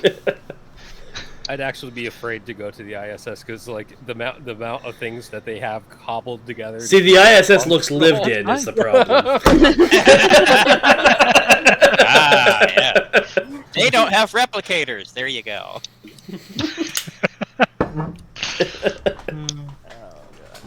Yeah, but that would be fun. Space would be fun, but I don't consider that a realistic goal. Physically now, I don't know if I even could. Like, I don't know what the physical requirements are, but I suspect not having one vertebra, titanium might disqualify me. So, but the one for the longest time has been to like take a tour of mostly Western and Central Europe, mostly looking, actually part of Russia too, honestly. Pretty much mostly going to museums and sites from World War II. Like, see the museums in London. They've got some amazing World War II museums. Go through the Channel. Look at Normandy, see where some of the sites in France were, go to the museums there. Germany, obviously, museums there. See Poland, I want to go to Auschwitz. Auschwitz is something that if you can do, you really need to, because that's if you ever want to get an idea of the depravity of man, yeah, just that'll get you an idea of what we're capable of. Oh yeah. So, Welcome, Eric. yeah. Oh, it's Eric. Hey, Comes in as I'm talking about Auschwitz.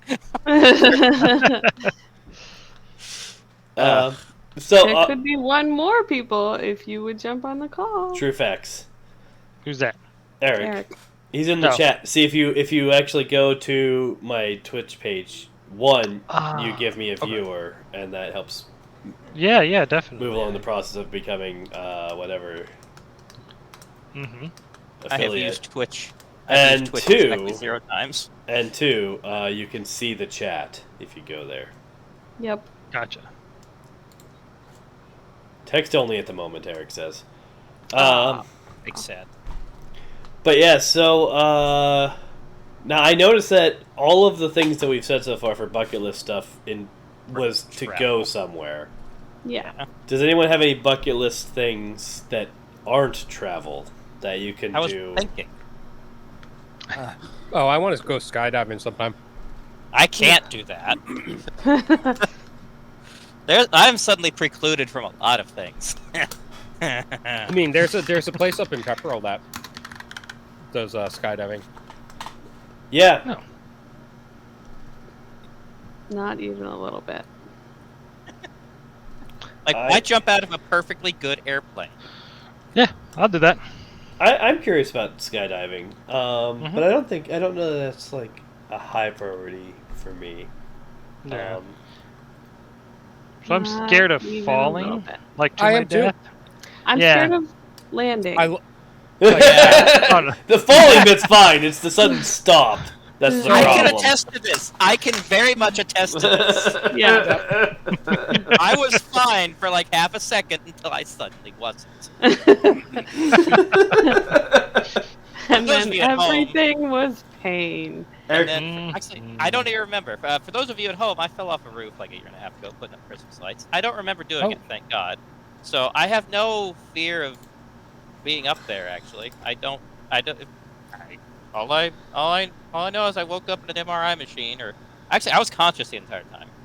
Next thing I remember is I'm in an MRI machine, and they're telling me, like, you fell off a roof, or like, or what to have to put a rod and screws in your back. And it's just like, oh, okay, that's nice. Eric is saying experiencing 0G is something you would... Oh yeah, so they have a plane that oh yeah, yeah, I love that thing. Yeah. Yeah, that one would be cool. That would be fun. Yeah. I would love that. This is a modified C-130? Yeah. Yeah. So they go up really, really high at a steep angle and they just dive. Yeah. And so you feel the weightlessness. And that's how they practice for astronauts. And they film weightless scenes for movies that way too. Mm-hmm. I mean, I've been in the C-130.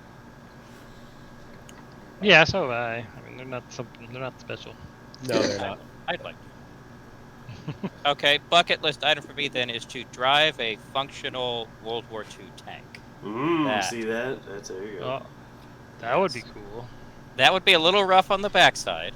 They have ones out there. There's an M2 or an M4 Sherman somewhere in Texas that has a functioning cannon. Wow. Oh, that's cool. Yeah, please, Well, please. I remember seeing somewhere that there's a place where you can drive a tank in the city, and I can't remember what city it is, but there's different tanks you can choose from. I don't know if they have any World War II tanks though. But I guess the bucket list item, which will never happen, is my favorite tank is the World War II German Tiger tank. And there's exactly one operable example in the entire world, and they run it like once a year at Tank Fest in England. No chance I would ever be able to drive that thing, but that would be like the thing where I would just. Well, they so much. they have a thing in I think Cambodia where you can pay to rent a weapon, and you pay for a target, and so the targets are anything from they vary from a melon all the way up to a cow. A live cow, and you can choose anything from a handgun to a mortar or a tank cannon or something. But you get to it's the most expensive combo is $125, and you just get to fire this thing at that thing. And that's the experience. Live cow. I mean, a lot of the options are live. There's chickens and goats and cows eggs and everything else. Yeah. It's so wasteful. It's instant shredded beef. It might actually cook it at the same time too, depending on what you use. There's no throw it in- world where that's okay to eat. Hey, it's the hunter's creed: eat what you kill. I'm okay. I will eat a cow that I shoot with a 105mm cannon. That's totally fine. Yep, that's right. I might have to pick something out of it. There were definitely some people who were like, "This is cruel. You can't allow this." And the Cambodian government was like, "Okay, but consider this: we have these things, and we need money. So ethics doesn't pay the bills." Get out of here, PETA, with your nonsense. You're gonna keep the lights on? No. Ridiculous. Damn! Now I got to go to Cambodia. Eric said Another one for the bucket list. Eric said he had wanted to experience a total solar eclipse, but he crossed off that was sweet, and he got to experience that. Did you stare directly at the sun? Yeah. Totally.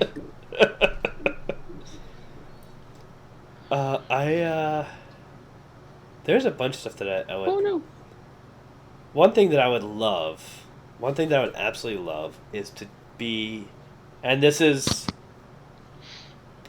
There's a lot of stuff that would have to come into place for this to happen, not just me being able to do the thing, but I would love to be on the set of someone making an adaptation of one of my stories into a movie or TV show or something like that. That would be Just cool. being on the set with that being made, that would be great. So your bucket list items all should have one of your stories turned into a motion picture show, something like that. So it's a 2-part thing. Yeah. Of course, if it does happen, there's not a chance in hell you're not going to be there, but still. Right, yeah.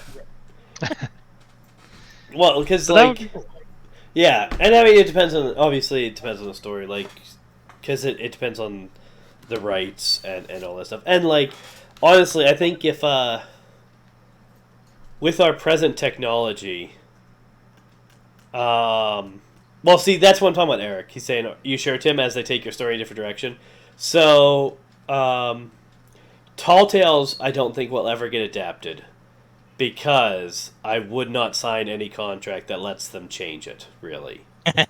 And that's just not gonna they're not gonna agree to that. No one's gonna agree to that unless I have to wait till you're dead, like Tolkien. I'd have to have significant clout to be able to pull that off. Unless you find like an indie who wants to develop it Yeah, as is. yeah. It would You're going to have it would- less of a problem with that with indie, filmmakers than like commercial. That's true. But yeah, so like Tall Tales, like I'm willing to. There's a lot of things that I would like. I would be willing for them to take certain things in a different direction, but like the core story,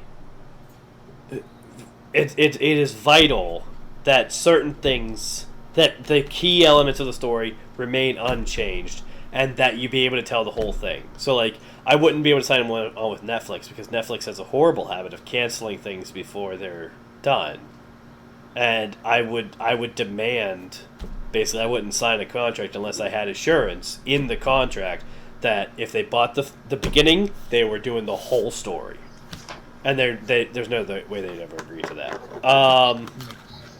But there are other ones, like other stories that I'm doing. Like if people wanted to, if I had the opportunity to make them a movie and there was some changes that they wanted to make that happen, I'd probably be fine with. It would, some stories would matter in different amounts, I think, for me.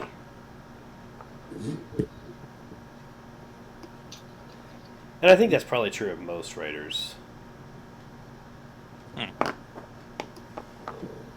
What if Disney agreed to produce it? Like Tall Tales, you mean? They would. They wouldn't. No. Tall Tales does not fit Disney's brand. Like they. Nope. But Deadpool apparently does. Well, they got Deadpool got grandfathered in. They Yeah. got Deadpool in the marriage. But like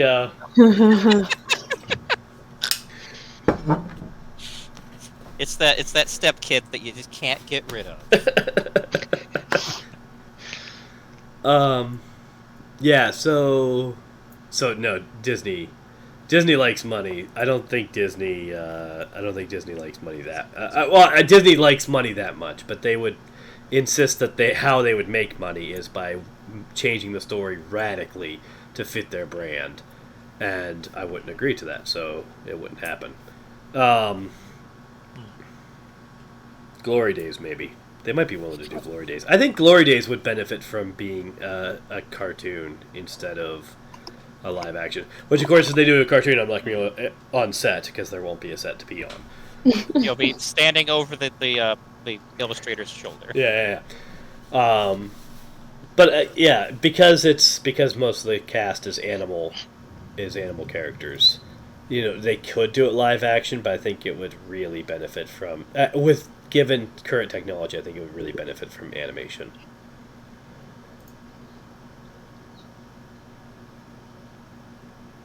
But first I have to finish writing it. Yeah, that would help. Yeah. I don't have time to devote to. I have time to devote to it, but in order to keep up with the publishing schedule I have for Tall Tales, I don't have time to devote enough time to it to actually finish it right now. So it's a back burner project until Tall Tales is done.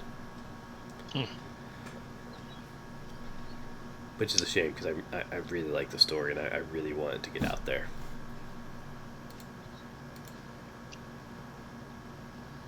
But yeah, so I guess that's also part of my bucket list, is just finishing some of these stories. Yeah.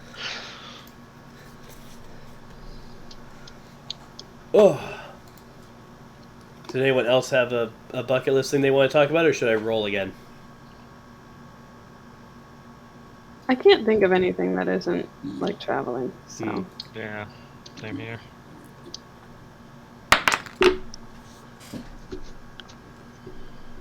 Okay. This one is another MCU question. This one's about Marvel Phase 5, just kind of in general. The big announcements they've made about what's going to be in Phase 5, or the next phase, is whatever. Because was it all Phase 5 that they announced, or was it like Phase 5 and 6? Oh, it's Phase 5 and part of 6. I was gonna say I haven't been really paying attention to the Comic-Con stuff. I saw the Yeah. list and have forgotten all of it, except for like Guardians of the Galaxy 3.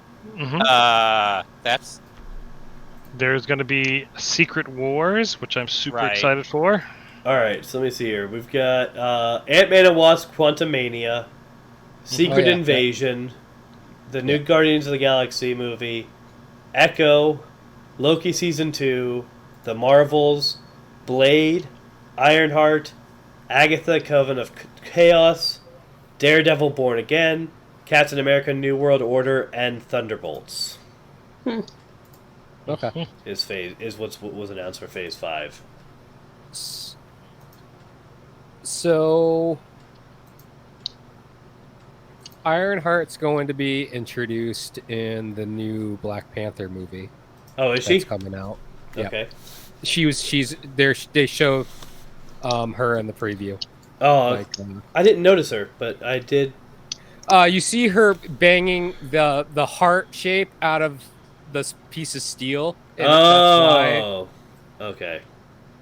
So they're introducing her. They're introducing Namor. Yeah, Namor looks interesting. So I can't say anything about Ms. Marvel. Truth. So you need to catch up on that so we can start talking about what that means. Working on Yeah.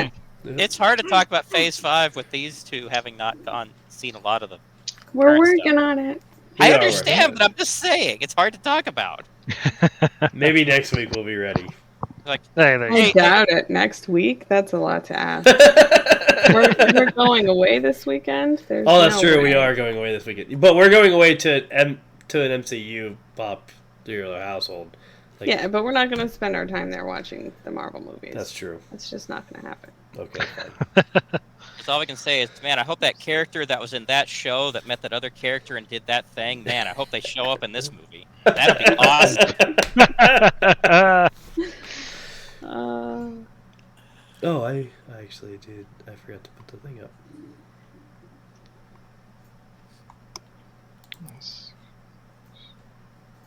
Oh, if you guys don't already have StarCraft Remastered, it's free on Amazon Prime Gaming right now. Oh, cool. Yes. What is it? StarCraft. StarCraft Remastered. I don't actually know what StarCraft. I know StarCraft exists, but I don't actually know what it is. it's like It's a real-time Warcraft, strategy game. but Yeah. more like Space what's strategy the one that game. you play all the time? Ish. Stellaris. Oh, I have okay. a friend who's obsessed with it. He's literally got it as his PFP. It's just, dude, stop. Yeah, but Secret Wars is going to be amazing. I cannot wait for that I one. hope so. Ugh. Or is it Secret Wars or Secret Invasion? Well, there's Secret Invasion in Phase 5 and Avengers Secret Wars in Phase 6. Yeah, Secret Wars, the Avengers one, is going to be really good, I hope, and pray. Does that mean that they're going to introduce Venom into the I'm hoping, right? That would be into cool. the I mean, MCU at that point? yeah, I mean, there's other Right. references that we could talk about that, but we can't talk about that. But Yep. that's, like in the comics, that's the first time you see Spider-Man in the black suit. That's true. Yeah. Yeah, I don't know. That's what I As said. opposed to- It's gonna be great, but I mean, it's a while. It's a way away. So. As opposed to Night Monkey and That was amazing.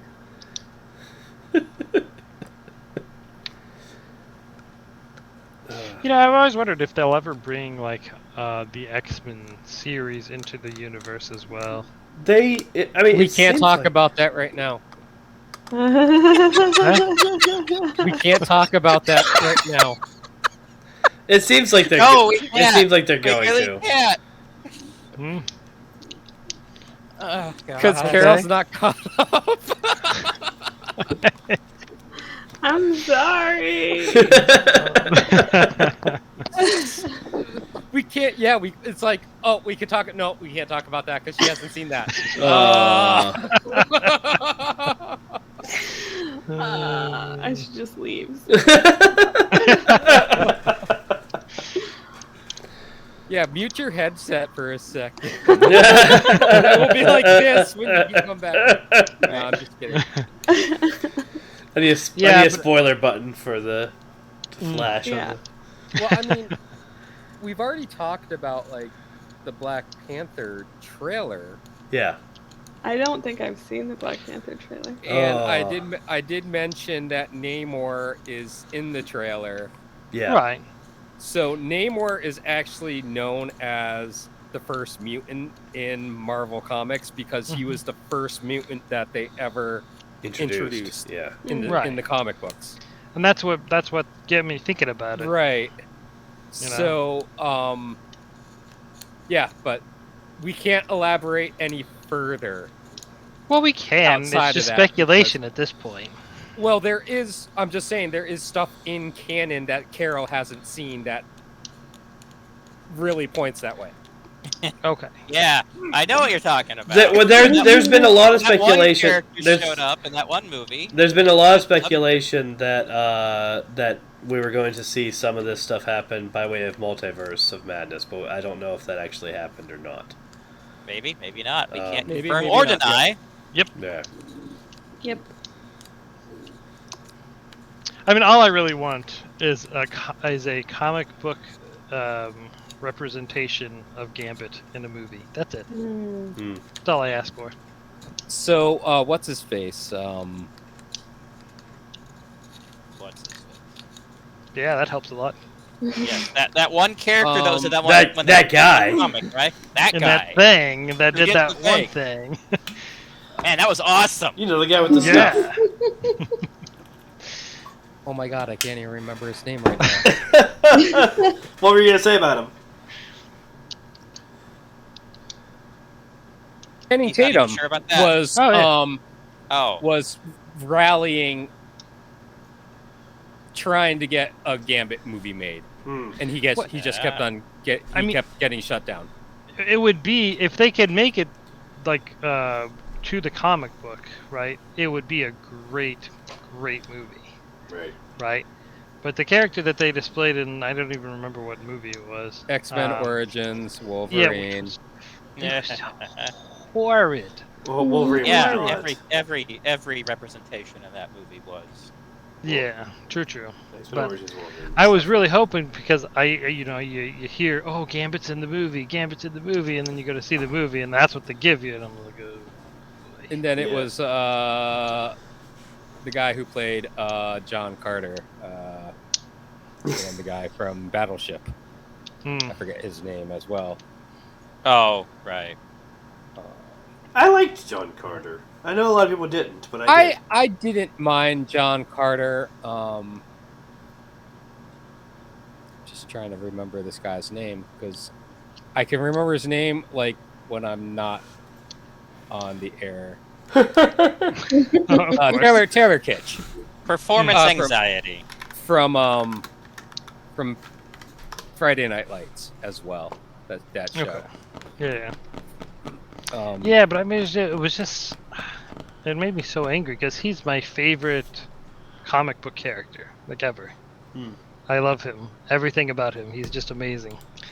Right? See, I just never became a fan, because I just remember him from I didn't read a lot of X-Men comics like growing up. So when I started collecting like comics, it was kind of their focus was back kind of on the original some of the original X-Men, and then it was also the Advanced Sentinels plotline. So the Alpha Sentinels, I believe, the ones that looked like humans and they were like sleeper agents, kind of. Yep. So I don't think he was very big, because he was big. He was big in the in the 90s, and then in the 2000s when I was really starting, collecting comics, I think he the phase of, his anti-hero like kind of fell off the map Right. Right. See, because they were concentrating on the newer generation of characters, Marrow and those yeah. other characters.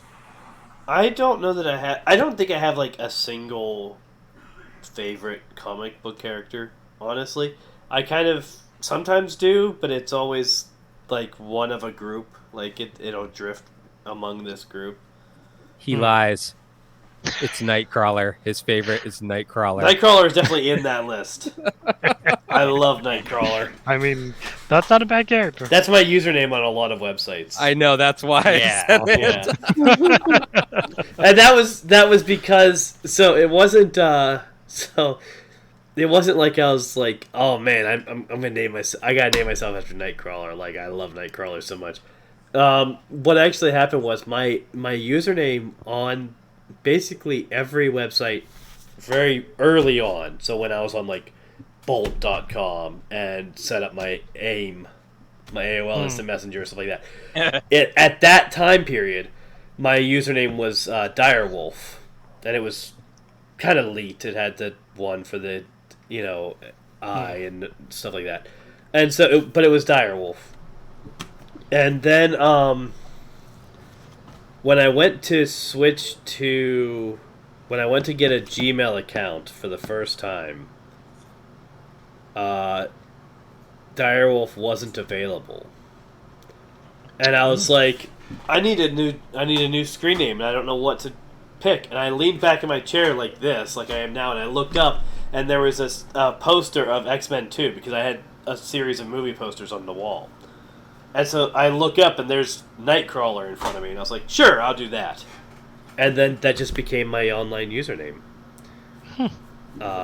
Interesting. I guess it was better than Alan Cumming.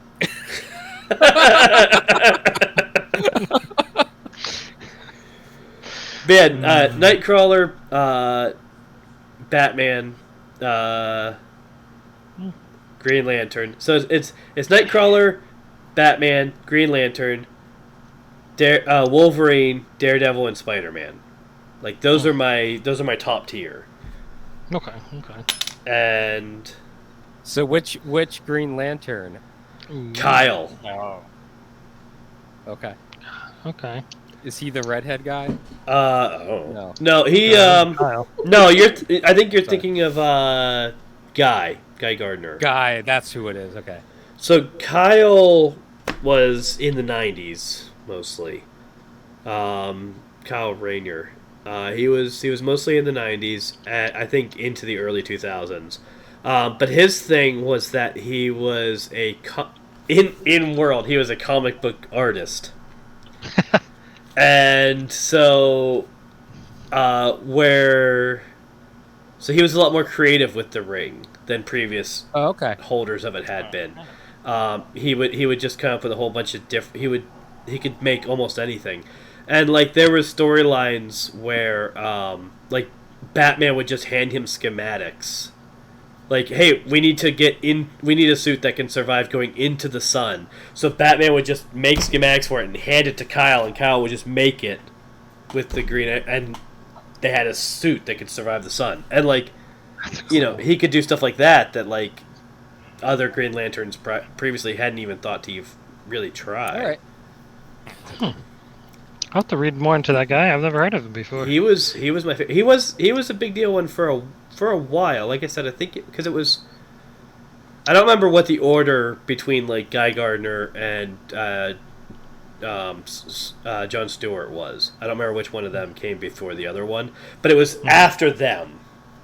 Okay. Was Kyle Rayner, and then he was for a long time. Definitely. Well, he was 1986 to 2011. Yeah.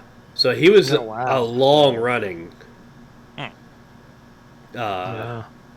Green Lantern, but he was never the one that made it into any of the TV shows, and so that really limited his exposure. Mm-hmm. Right, because it's either Hal or it's John. Yeah. Mm-hmm. Or in Brave and the Bold, you get Guy, but that's it. That's the only ones you get really in the shows.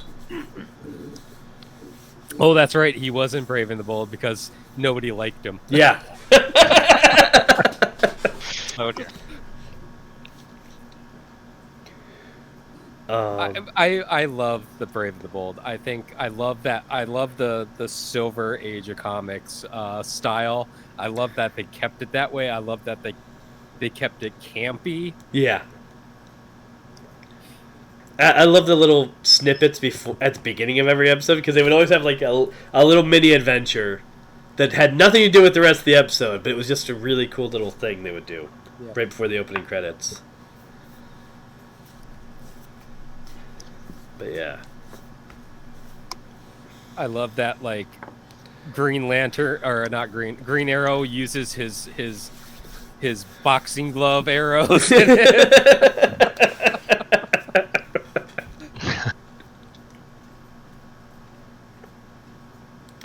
yeah, that's great. So when you're talking about the Brave and the Bold, are you talking about which? It was The cartoon it was a show. cartoon series. It's if you have HBO Max, they have it on the DC portal. Okay. Yeah. Well, yeah, I have to watch that one. I've never heard of that one. The Brave and the Bold, you said? Yeah. Yes. Okay. A lot Like of so. a lot of the episodes had like so each episode was like Batman would team up with one other hero usually to deal with on a mission, and usually it was that they called him, Right. but not always. Like the episodes with Blue Beetle, most Blue of Beetle those. is. Okay.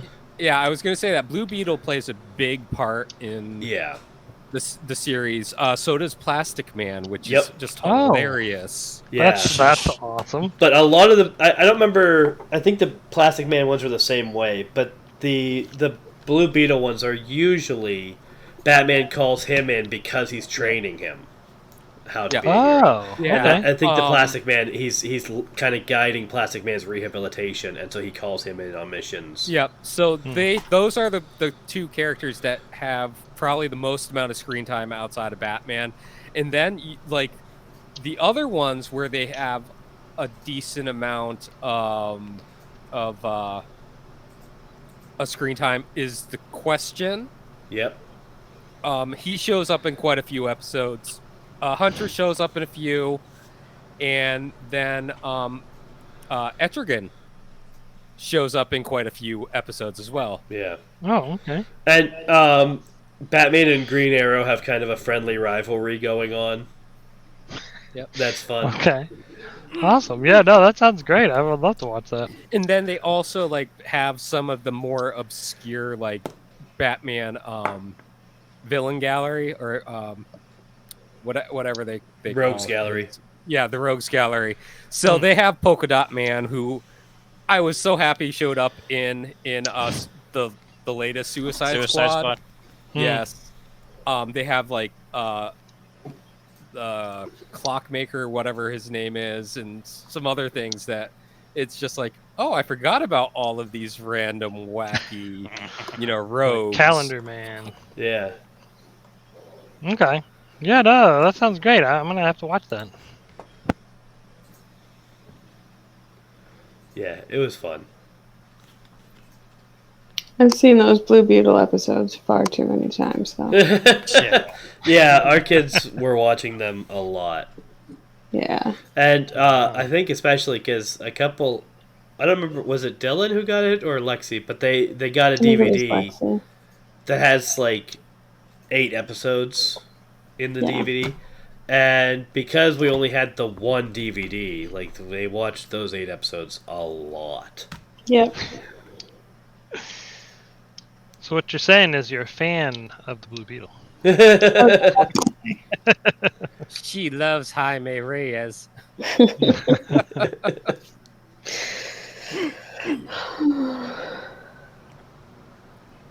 And then if you haven't watched Young Justice as well, I have to finish up the last season. I started got it. really dark, like starting season 3. Oh my goodness. I started it, but I haven't finished season 1 yet. Hmm.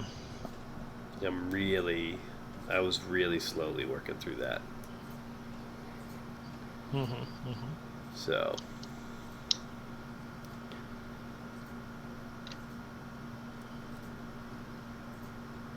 Yeah.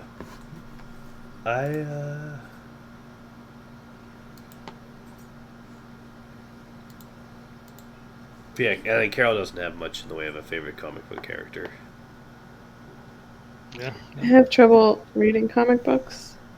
Oh. Yeah. She also they, good. Because there's no detail. It's all just pictures. I can't it feels choppy and weird to read through it because it's all dialogue. Fair enough. So I can't get into it. Yeah, that makes sense. I mean, I understand that. Yeah. She also didn't read my webcomic when I had one of those. That is true. Yes.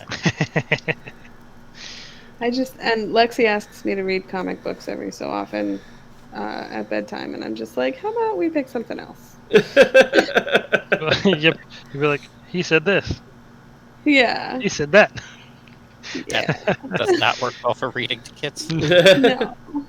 I have a way that you can get her to stop wanting comic books. I can lend you my Walking Dead compendium.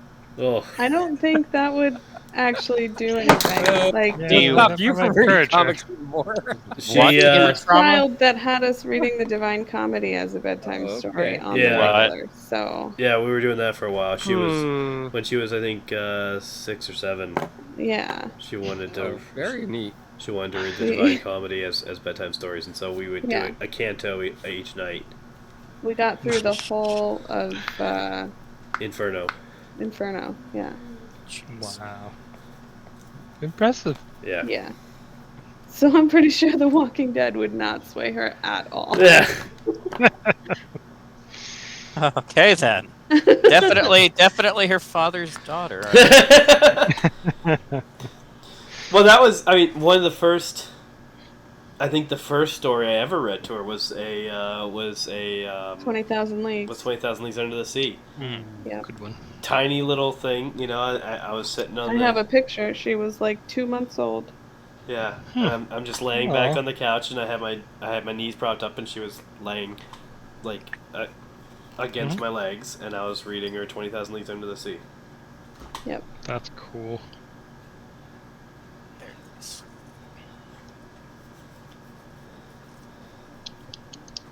That's part of how we. Taught her to speak. Yeah. We refused, basically with all our kids, we refused to do the baby talk thing. We're like, we're gonna just use the vocabulary we want them to learn, and Yes. Makes sense. that's what we did. And Yep. they caught on to language in a different way than a lot of other kids did. Yeah, I can understand that one. Yeah, Toby will frequently be like, "What's happening tomorrow?" And we'll tell him. And he'll go, "What's happening over morrow?" And people are like, "Over morrow?" I'm like, it's an older it's an older English word that means the day after tomorrow. It's Mhm. Yeah. and air yesterday is the day before yesterday, and he uses that too. Mm. Yeah, it's fun. People go, Promise "What?" it's not weird. No, it is, No. but it's okay. Okay. I think it's cool. Yeah, Yeah. I like it. so. But my dad's wife still insisted on using baby talk whenever she had the chance to talk to them. She started doing the good, whatever the crap it is, and we'd be like, why are you doing this? Could you not? Could you not? Yeah. We want her to learn English. Mm. Yes. So Oh, all right, guys. Yeah, I it's gotta getting late. call it a night. Yeah. Yeah. I have jury duty tomorrow. Oh, you do? Oh, that's I right. was kind of annoyed that they actually did call my group, so I'll have to show up at the courthouse tomorrow in Worcester. You so. didn't tell them you were an eco-terrorist or something? No, he has to be on No, the line. yeah, you do that in the jury stand. You don't do that ahead of time. Did put down on my questionnaire. They're like, "Do you have you or do you work for law enforcement?" I'm like, I'm a contractor for Customs and Border Protection, and I have worked for DHS. So does that count? Right. And yet they still pulled you. Yeah. Well, I have to hand in the questionnaire. You don't do the Yeah. questionnaire until you show up. Yeah. Awesome. So you So just got to waste your day. So if they kick him out, then they'll do it there. So one of the other contractors I work with in another group, he's like, yeah, I tell him I work for Customs and Border Protection, and they're like, see ya. So we'll see if they do the same thing. Yeah. Awesome. Man. Yeah, All right, cool. Well, you have fun with that. Mm-hmm. Oh, I will. Yeah. Good luck. Mm. Good luck. Yep. All right, cool. Well, thank you all very much for joining us. Pineapple has been fun this week, and hopefully we will continue to have a decent turnout, and it will continue to be fun in future weeks. Get Steven to show up to one of these. Yeah, if we could drag Steven into it. Yeah, definitely. At least he's not playing Divinity right now. Yeah. True. But anyway, so thank you very much for joining us. It's been great, and we are looking forward to next time. The next things scheduled for this channel include couples game night tomorrow night, which we're discussing the possibility of in future sessions starting to get other couples to play games with us. Maybe at some point. That won't be happening tomorrow, though. Tomorrow it'll just be Carol and I jumping into Kingdom 2 Crowns.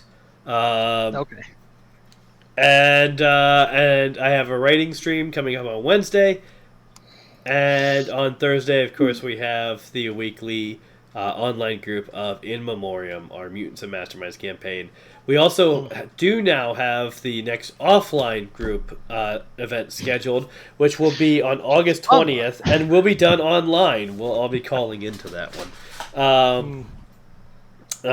It just worked out that way.